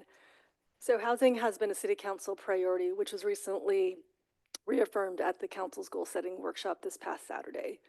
The housing element provides a framework to enhance community life and vitality through the provision of housing opportunities for people at all income levels. The housing Mellent APR reports out on both progress in meeting the city's housing allocation and status on housing program implementation. The housing element contains approximately 70 implementation programs, and we've made progress in a number of these areas. This is detailed in Table D of the housing element APR. And this evening, I'd like to highlight just a few of these items. So the first is the city continues to partner with Habitat for Humanity and Rebuilding Together on home rehabilitation programs. This was funded as part, these two programs are funded as part of the city's 2022 NOFA, the Notice of Funding Availability. In 2024, Habitat for Humanity had 3 qualified applicants move forward into the scoping phase, and Rebuilding Together Peninsula completed 5 home rehab programs. These projects are important to helping preserve existing homes and allow households to remain in the community. The city is also working on an anti-displacement strategy, which is support of both our housing element and the environmental justice element. This work builds off of the feedback that we received during the preparation of the housing element and EJ element. In November of last year, the city conducted 2 community meetings here, both in English and Spanish, to help prioritize the various communities' suggested anti-displacement strategies. Staff will continue to advance this work in 2025 and is targeting presenting a draft in the summer of 2025. Community outreach and engagement and awareness is a big part of all the work that is being done.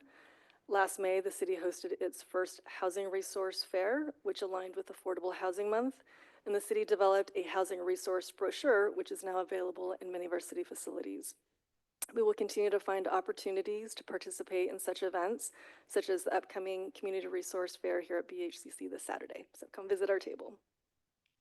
In support of healthy indoor environments, you just recently heard Ms. Launder talk about the home upgrade program. So we'll continue to be collaborating with the sustainability team on ways to provide energy efficiency and electrification upgrades in homes. And lastly, you see here a photo of a recent groundbreaking from Mid-Penn's housing Oak Gardens development at the VA campus, which is a 100% affordable 62-unit development. This development supports formerly homeless veterans and their families earning between 30 and 50% of the area median income. And this project received $2 million from the city's below market rate housing fund. So great to see this come to fruition. Next slide, please. Now we're going to turn to housing production, the other component. And first, I would like to highlight that the city is one of 47 jurisdictions that met its proportionally allocated lower income and above moderate income housing allocation during the last housing element cycle. This is important because this means the city is currently not subject to a streamlined ministerial approval process for certain types of housing projects. And this number here will be evaluated in mid-cycle in 2027. So we're keeping our eye on our production levels. And so this table here, I'll just walk you through it. So the first row is our RHNA income, our RHNA allocation by income level. So you'll see the very low, low, moderate, or above moderate with our overall housing needs assessment at almost 3,000 units. The second line is a snapshot in time. So this represents how many units were permitted through the building permit process in 2024. And this is divided by income level. And so you'll see the various allocations in each column and then an overall 176 units added this year.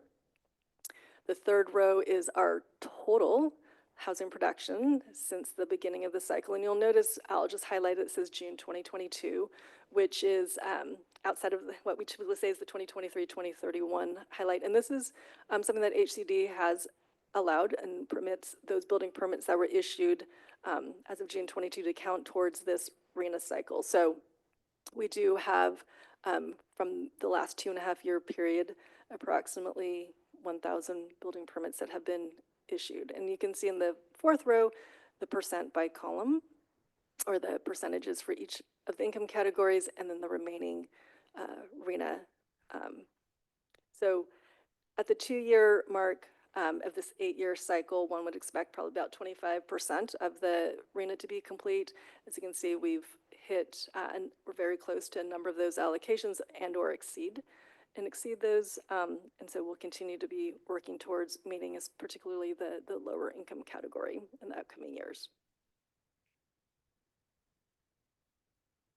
And I'd like to just highlight, maybe just zooming in on 2024, the number of, kind of bulk of the 176 units is a mix between ADUs, and so it's a record year for us that we're continuing to see an escalation in the production of accessory dwelling units, as well as I just mentioned, the Oak Gardens project, the 62 units there. So excited to see those projects move forward. And now I'll turn it back to Mr. Chan to talk about the highlights from the environmental justice element. Thank you. The next 4 slides include some very similar information that was previously provided at last Saturday's City Council Priority Setting Workshop. We'll provide this information briefly, but for the benefit of audiences in person and online that may not have had the opportunity to attend the workshop. So beginning with some EJ background, in 2024, the city adopted its first EJ element. There were 7 goals identified with 3 top community identified priorities. The EJ goals include addressing unique and compounded health risks, encouraging physical activity and active transportation, and creating equitable civic and community engagement, among other topic areas. The top 3 community identified priorities are number 1, to provide safe, sanitary, and stable homes.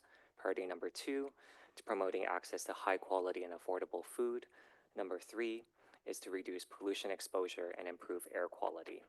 The updated EJ Element Action Guide that you have in your packet this evening does provide a broad assessment of activities implementing all 7 goals, with particular emphasis on these top 3 community identified priorities.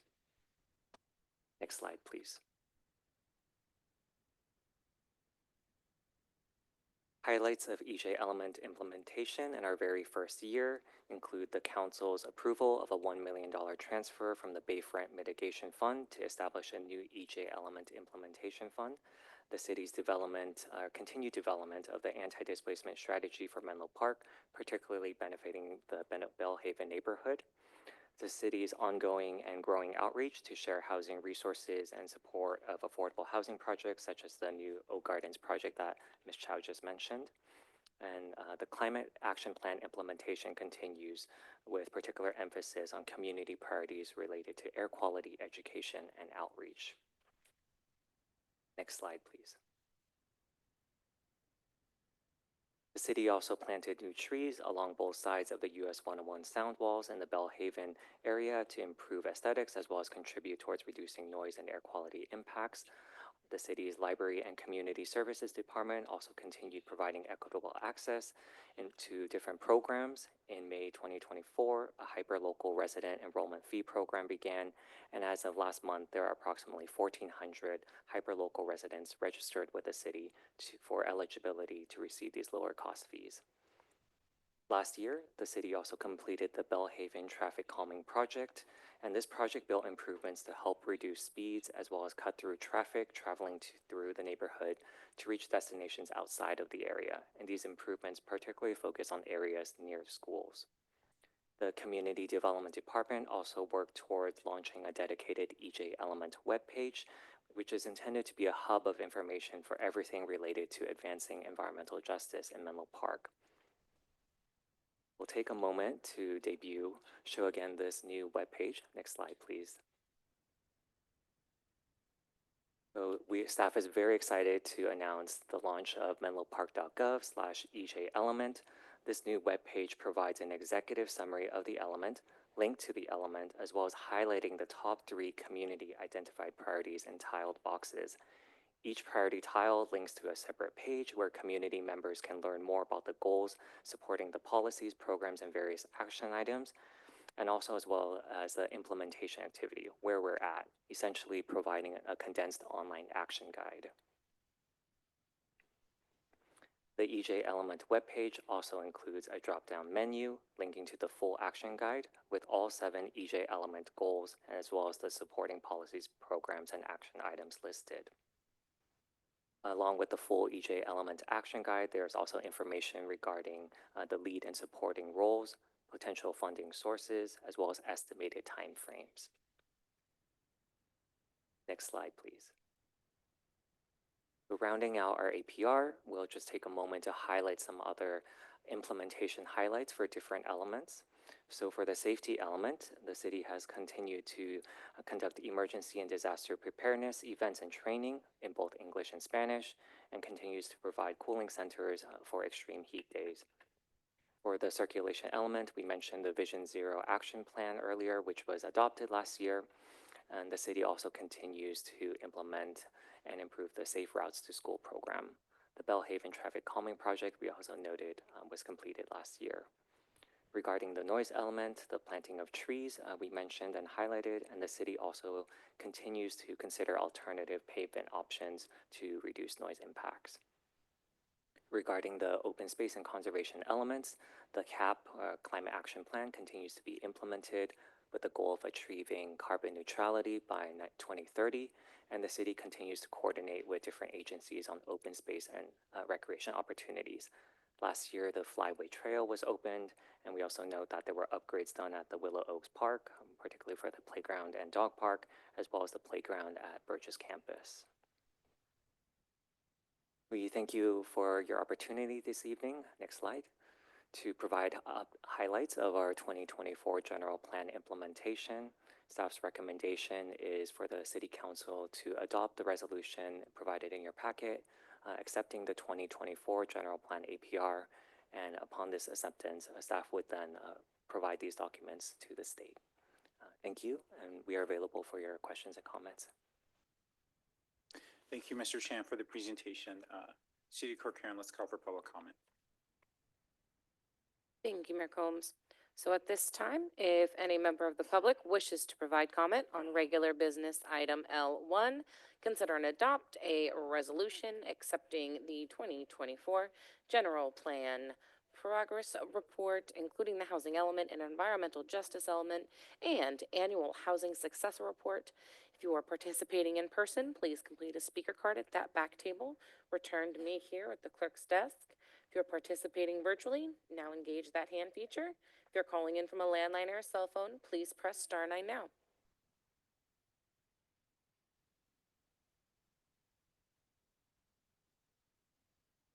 Okay, looks like we currently have 3 speakers.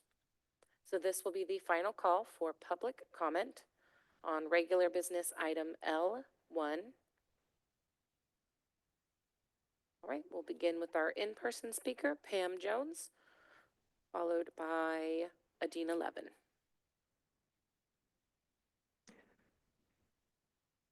Good evening again, Mayor, Vice Mayor, council members and staff. Pam D. Jones, Belhaven resident for a number of years, Belhaven being in the neighborhood in Menlo Park. I belong to several organizations and sit on several boards, but tonight I'm speaking as the program organizer for Belhaven Empowered. One of the things that we try and do is to keep the community informed of what is presently occurring. So I want to first thank you, though, for your commitment to language justice. It's really important to the community, and it's noticed. It is noticed. In regards to the environmental justice element, it would be helpful if you could print it and have the spreadsheets on paper that's big enough to be able to read it. There's a lot of things being done, but it was really hard to match things up when I, enlarged it on my computer. And it also would be helpful to the community to leave some copies here and also at the Child Development Center, because then the community can see what we're doing, that the city is serious about making a concerted effort on the environmental justice element. So again, I'd like to thank you and keep up the good work, because we are paying attention. Thank you. Our next speaker will be Adina Levin, followed by Catherine Dumont.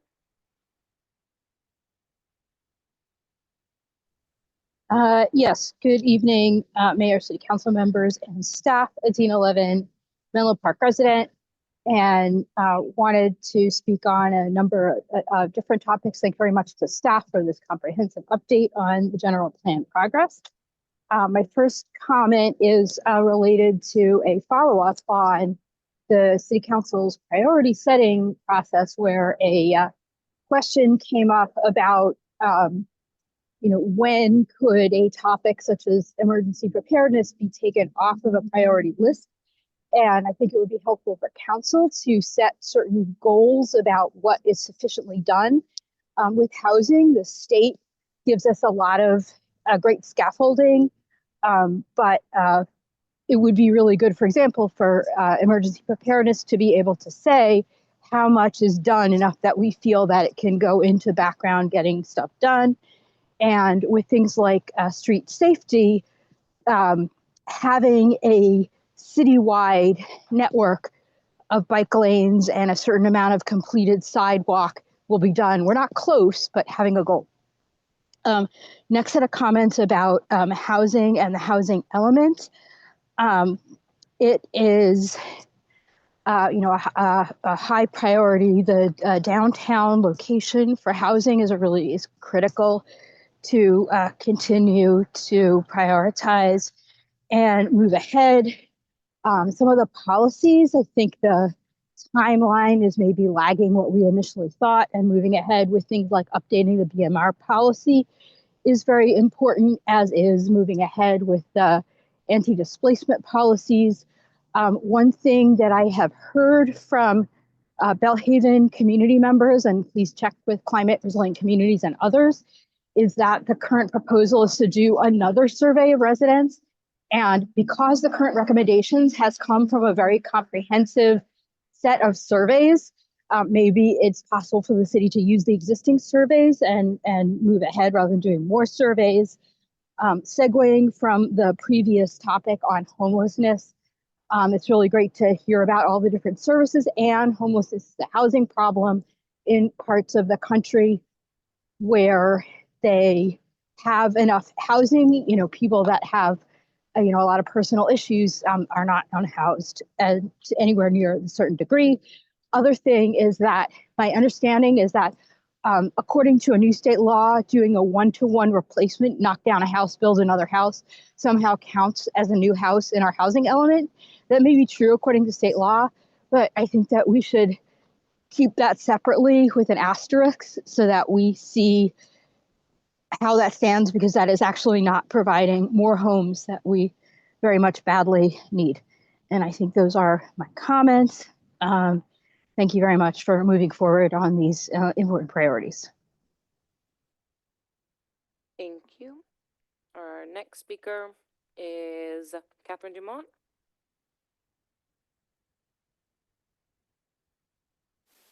Good evening, Mayor, Council, staff. Thank you for the in-depth reporting on the plan. I would say that in addition to my concerns about kind of being behind on some of the programs, especially the anti-displacement initiatives, being a Menlo Park renter, I'm concerned about it myself, but also concerned because it's such a key part of the environmental justice programs, and much needed. And we had 3 years of fantastic outreach that resulted in some very specific recommendations to focus on. So I'd like to see those implemented. And I'm a little concerned about the summer 2025. That's a year and a half out from where we wanted to be. Downtown housing is also supports the EJ element of housing distribution throughout the city and not concentrated within Menlo Park's underserved communities. And concerned, a request maybe for the future that projected funding needs be considered in the reports that we get on housing progress because I know that's always an issue. And when it comes to affordable housing, unless we're donating stuff like the city-owned land, then there's usually a component of public funding. I'd also want to mention the H6F transit incentives. There is no time frame in the housing element. It's only ongoing. And it's tied to new projects identified on housing inventory sites and multifamily residential, which puts all of the effort into some undefined future and it completely misses the opportunity to reduce current vehicle trips and parking demand. I mean, the problem is not in the future, the problem is here and now. 50% of our greenhouse gases are produced by vehicles on the road today. And I really would like to see TDM programs that offer incentives for our current workforce, including people who work downtown, like office workers, and many of whom tend to drive solo. And that's the good job on what we're doing, but we just need to do more. Thank you. Thank you for your comment. Right, seeing no further hands or cards. Mayor Combs, you may continue. Right, thank you, Clerk Heron, and thank you to everyone who provided public comment. So I'll bring it to the dais for discussion, questions, comments, and this is an action item, so we'll be looking for a motion and a second and a vote from the council on this item. Mayor Combs, this is a regular item and there is an action proposed by staff regarding the resolution. Yeah. Okay, great, thank you. Just meaning to be clear that like council has to do something, right, and not just talk. Okay, that's what correct. That's perfect clarification. Thank you.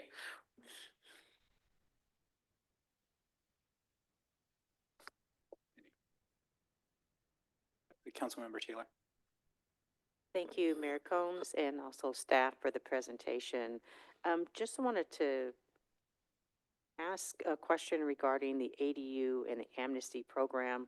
I know there's been quite a bit of production of the ADUs, but thinking about what already exists, is there a timeline for the amnesty program, or is that something that's not on the top 3?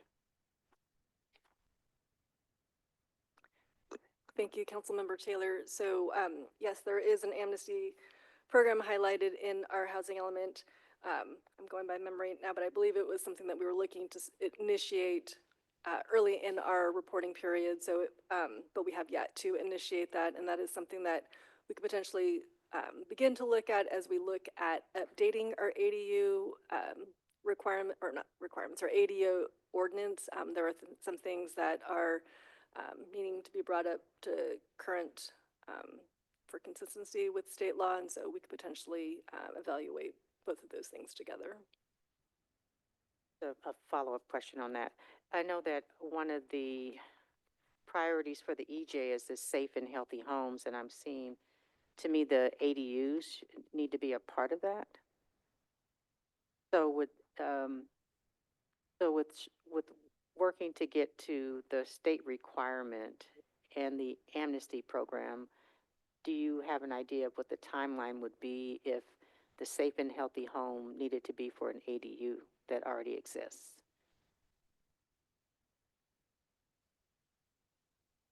So, and maybe I'll look to also our city attorney's office, but there is currently sort of an amnesty program that exists currently within state law for ADUs, and so there is an opportunity to sort of remain as is, so long as it is brought up to unless there's a health and safety standard that needs to be met. So that is still applicable to existing homes today. So that's more in terms of like code enforcement. Like they can delay enforcement if they are maintaining their health and safety standards.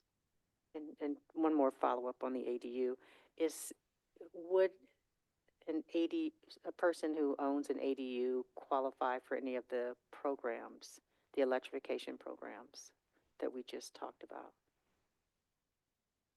As a separate unit from the main dwelling unit, Yes. maybe I'll look to our sustainability manager.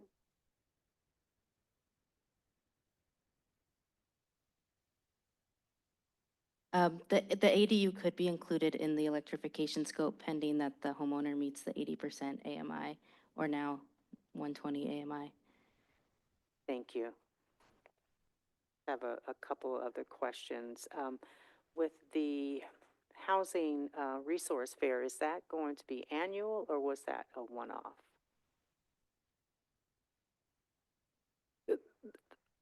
That's a great question. Thank you for bringing that up. That was, we were exploring whether that would be an annual or maybe not a one-off, but maybe biannual, and looking at what other events we could attend potentially to supplement the work that we're doing and not necessarily have a housing resource fair every year. So it's yet to be determined if this May we will be hosting one, but as I mentioned, our housing team will be present this Saturday at the Housing Resource Fair and look for additional opportunities to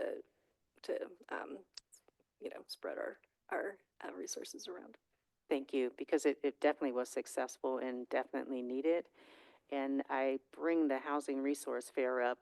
I know I brought this up during the city council priorities. I believe I did. And that's just looking at data, our displacement data, even from 2016, and making sure that the data is driving our update to our policies, especially around the BMR, and also helps guide the anti-displacement strategies.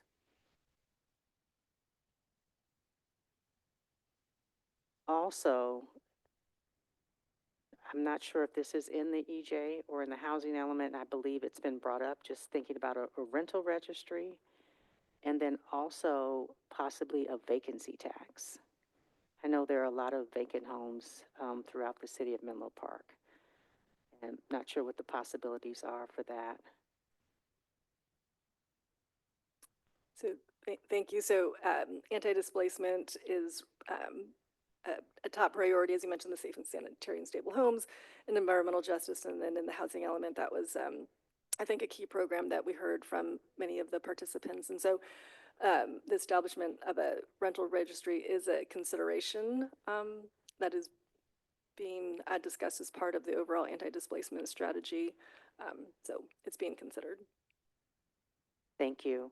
And just wanted to bring this last point up because it was a highlight for the EJ element, and that is providing equitable access to the Belhaven community and programs. And so that's opposite of actually cutting the pool hours. So just bringing that up because I know that was a discussion, I want to say 2 meetings ago. It's not just about the facility here, it's also the outside of the facility too with the pool. And I do have another comment, and this is with the priority, I think it's number 1. No, number 2. Promote access to high quality and affordable foods. This to me is not just about the cost of the food, but it's access to.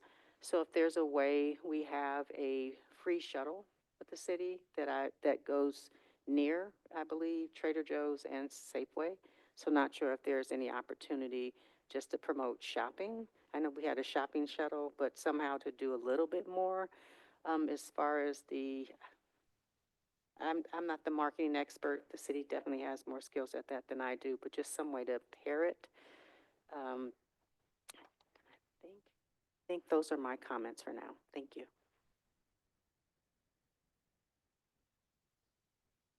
Thank you, Councilmember Taylor. Any additional comments or questions? Councilmember Schmidt. Thanks. So couple of observations. One is I think on the, well, one is it's always harder for me to comment on progress reports because they show the breadth of what's been done, and they're overwhelming and impressive and everything else. So I'm not looking at this as kind of diving down in any areas.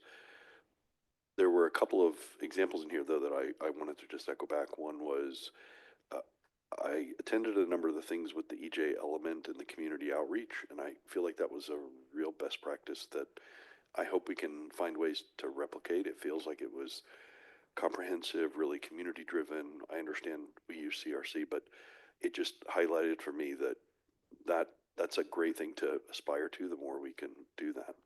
And then the second was the simplification on the EJ website. I often find, I'm a big reader, but I often find things like this, it just all blurs together because it's so big and comprehensive. But boiling things down into that website, I think really helps people understand. And so the more of that kind of stuff that we can do outside of the reporting requirements, I think will just help us keep the city informed about what's really going on. So I appreciate the report. I appreciate all the work. I just want to call out those two examples of what I think are really good practice, and I hope we can expand that practice to other areas. Thanks. Thank you, Councilmember Schmidt. Vice Mayor? Thank you. I have a question working from Councilmember Taylor's questions about, or comments about the ADU. And that's, is it possible to use the home preservation funds and to the Habitat for Humanity program to bring ADUs up to code if they're currently not in a safe and healthy situation? Thank you for the question. So I think that could be a possibility. They are also restricted by income. I think you saw a little bit of snippet in the last report that there are some existing challenges similar in implementing the program. And so we are also thinking through some ideas to expand the program and bring that back to the council for review and discussion. Thank you. And I guess just looking at these numbers, I'm really proud of where the city is, and thank you for all the work that we've done, especially in 2024, I'm sorry, in the fifth cycle, to hit that, be one of the 47 cities that is not, does not have to deal with the extra, we still retain local control. Sorry, it's getting late. I think that's really great. But what the numbers really highlight to me is that we really need to be pushing on our low affordable numbers and how important it is to try and get the downtown parking lot project off the ground. So I'm really excited to see what becomes of that with the March 31st deadline. But it's, to me, that these numbers really highlighted how important that is to be doing more than just, more than what we're doing with the current numbers. And I wanted to say I really appreciated the all of the information under the housing production. I thought that was so well laid out. The report was really easy to, the staff report part of the report was very easy to understand, but I really thought that housing production section was incredibly informative. So thank you. Thank you, Vice Mayor Nash. Does anyone want to make a motion? I will move to approve or to approve the housing element. Yeah. Thank you. Not the housing element. I'm happy to second. The report. Thank you. Thank you. I have a motion on the floor by Vice Mayor Nash and a second by City Councilmember Wise to adopt a resolution accepting the 2024 General Plan Annual Progress Report, which includes the housing element and environmental justice element, and the annual housing successor report. Any further City Council question or discussion? Seeing none, by roll call vote, City Councilmember Taylor, Yes. Vice Mayor Nash, Yes. City Councilmember Schmidt, City Yes. Councilmember Wise, Yes. Mayor Combs, Yes. and the motion passes unanimously. Thank you. All right, thanks. We'll move on to informational items.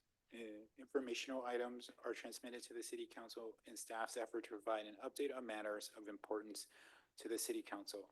Informational items are not action items. However, a city council member, city staff member, or a member of the public may request to make a comment or ask a question on any of the informational items. Clerk Karen, do we have any public comments for the informational items? Thank you, Mayor Combs.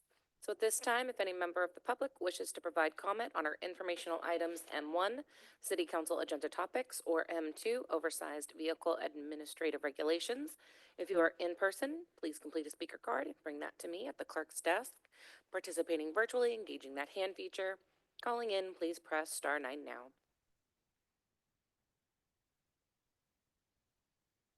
Currently seeing one hand.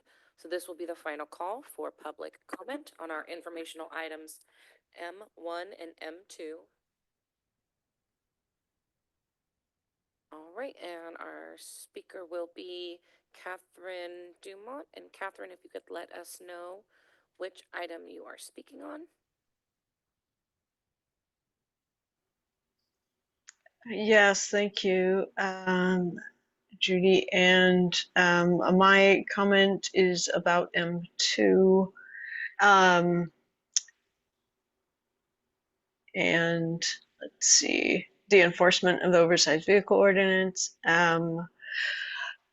So I was wondering on a couple of things. Oh, I see actually that I do have some feedback from the police chief that I hadn't had a chance to read. But anyway, the notification of a pre-citation warning, I wasn't sure what the time frame was, and if there was a minimum grace period. Regarding signage, this one really confused me. I'm not clear our current ordinance for no overnight parking. There are no signs in the city that notify residents and visitors that overnight parking is not allowed unless you have a permit, and yet the ban is enforced equally throughout the city. So the verbiage on this says that city will be installing signage in specific areas indicating that vehicles parked in violation of the ordinance may be subject to tow, and that later says towing shall not occur in any location where a sign has not been conspicuously placed. So this appears to be appears to be setting things up for kind of selected and targeted enforcement of a citywide ordinance, because it's based on placement of signage, and the areas that will be specific areas have not been specified, so where those will be. So it's a little confusing why we're doing it that way, and what will happen if with enforcement in areas where there is no signage. It just seems unequal and potentially problematic. And then I just had a real concern about property that would be seized, or including the oversized vehicle itself, or personal property contained within the vehicle or on the sidewalk. And what is the cost to the owner for retrieving their possessions? Is it a set cost, or does it increase over duration of storage? And understand that it could be up to 60 days. And is this going to be a real burden on folks who are already resource limited? My comments. Thank you. Thank you for your comment. Seeing no further hands or cards, Mayor Combs, you may continue. Great, thank you, City Clerk Sharon. With that, we'll move it on to the City Manager's report. Here to introduce the item is City Manager.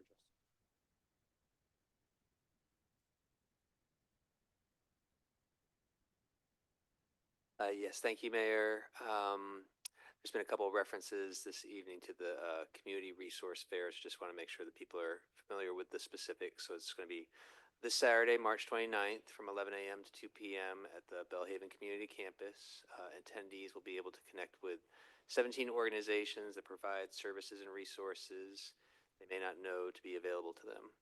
You can even bring your bike for a quick tune-up and enjoy light refreshments. So that's this Saturday, the Community Resource Fair here at the Belhaven Community Campus.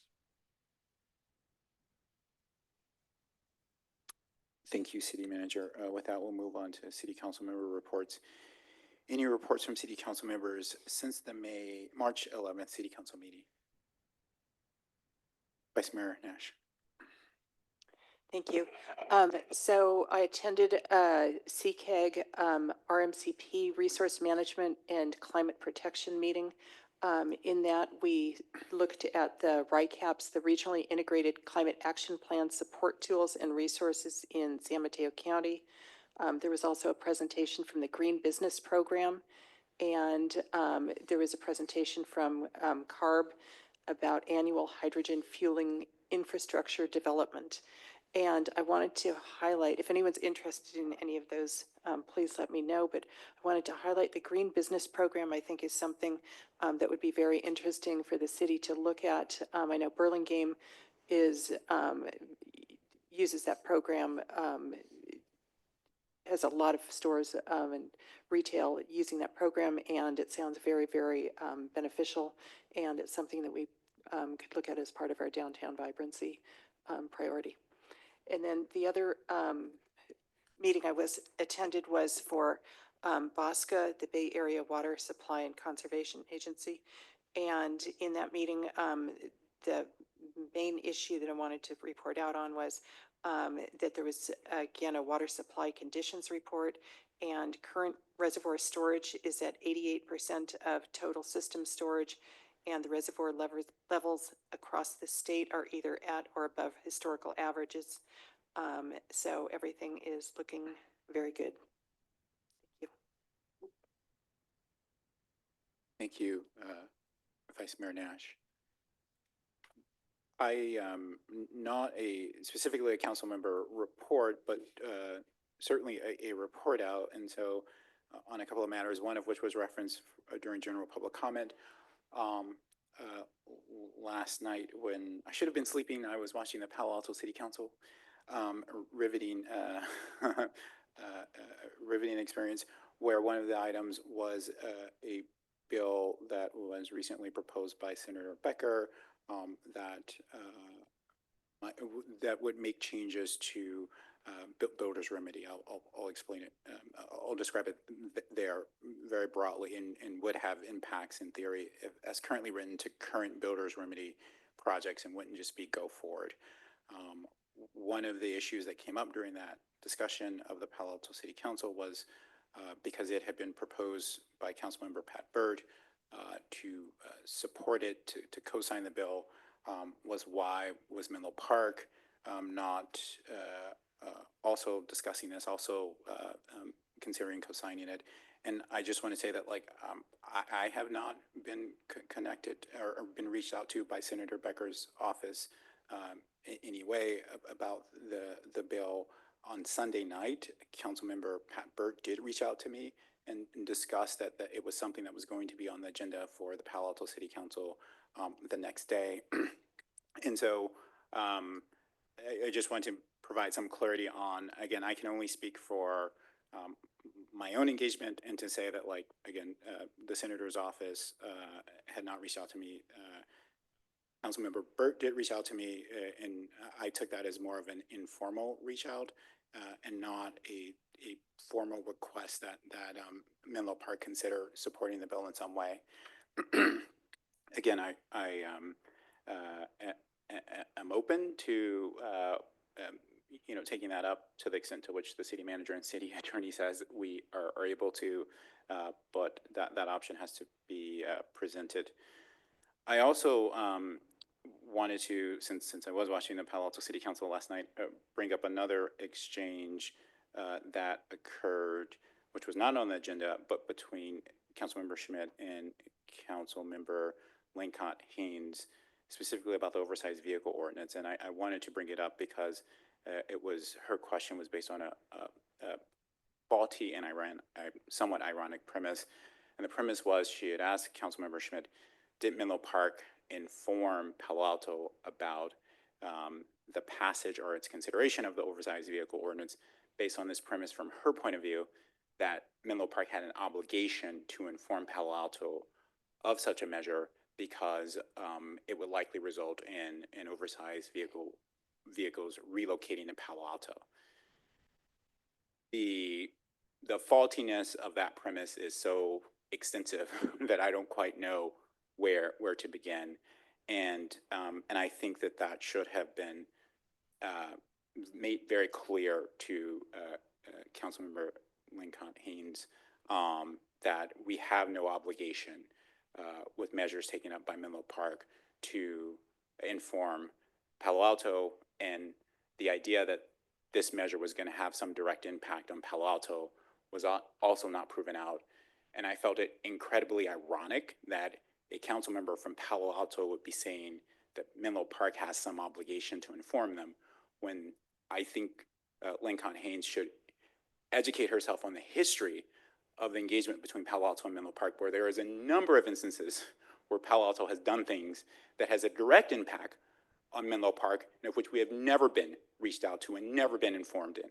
I would just ask her, go look at the streets and where they turn and where they don't go before you try to call out Menlo Park. It was really disappointing, and it's disappointing that no one from Menlo Park was there to specifically call out the faulty premise and call out her misunderstanding of the history as it relates to the engagement between Palo Alto and Menlo Park as it relates to when there is an obligation to inform a neighboring city. So again, I just, not in a formal report out, but because the city had been called out in that way based on a faulty premise, I thought it was important for me to set the record straight. And I'm more than open to have a discussion with Councilmember Lincoln Haynes to help her come to an understanding of some of the history and what the obligations are between neighboring cities.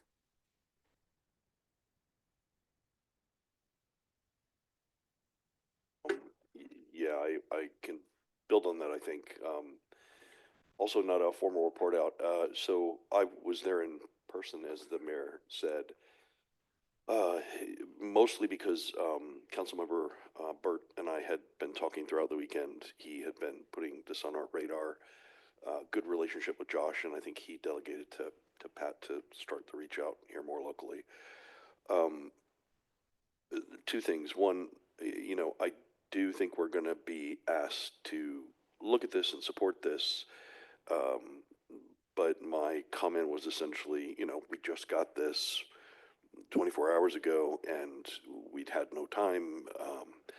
So it was really now there is more time to look at it. They were trying to get it done by April 1st, just so everybody's aware, to show initial support, and that wasn't feasible. So there is a little extra time for us to consider this and look at this. And I do think there will be a formal reach out by the city based on, the couple hours that I spent there with them. And then the second point around the RV safe parking. Honestly, that was a follow-on question. I had seen the council member at the Palo Alto event, and we had talked about working on programs and improving our collaboration with the city on things that affect all of our cities. So I clearly said I'm one of the newer council members, don't have much of the history, but I was there in the spirit of better collaboration between the cities as much as we can for things that affect all of us, and I think that went over fairly well. Julia came up to me afterwards and said she appreciated that spirit of cooperation. So I appreciate the mayor's perspective. I think a little more insider information is, she was trying to make a point, and yeah, and I think I was there to show that we're open to cooperating and collaborating with Palo Alto. So thanks. She was trying to make a point at our expense, and I saw that, and I think anyone who saw that exchange would have looked at it that way. And she made the point and sort of dismissed you. And so I'm glad that you guys had a good conversation afterwards, again, but the premise was faulty. The very premise was faulty. If there are no more informational items, I'll adjourn the meeting.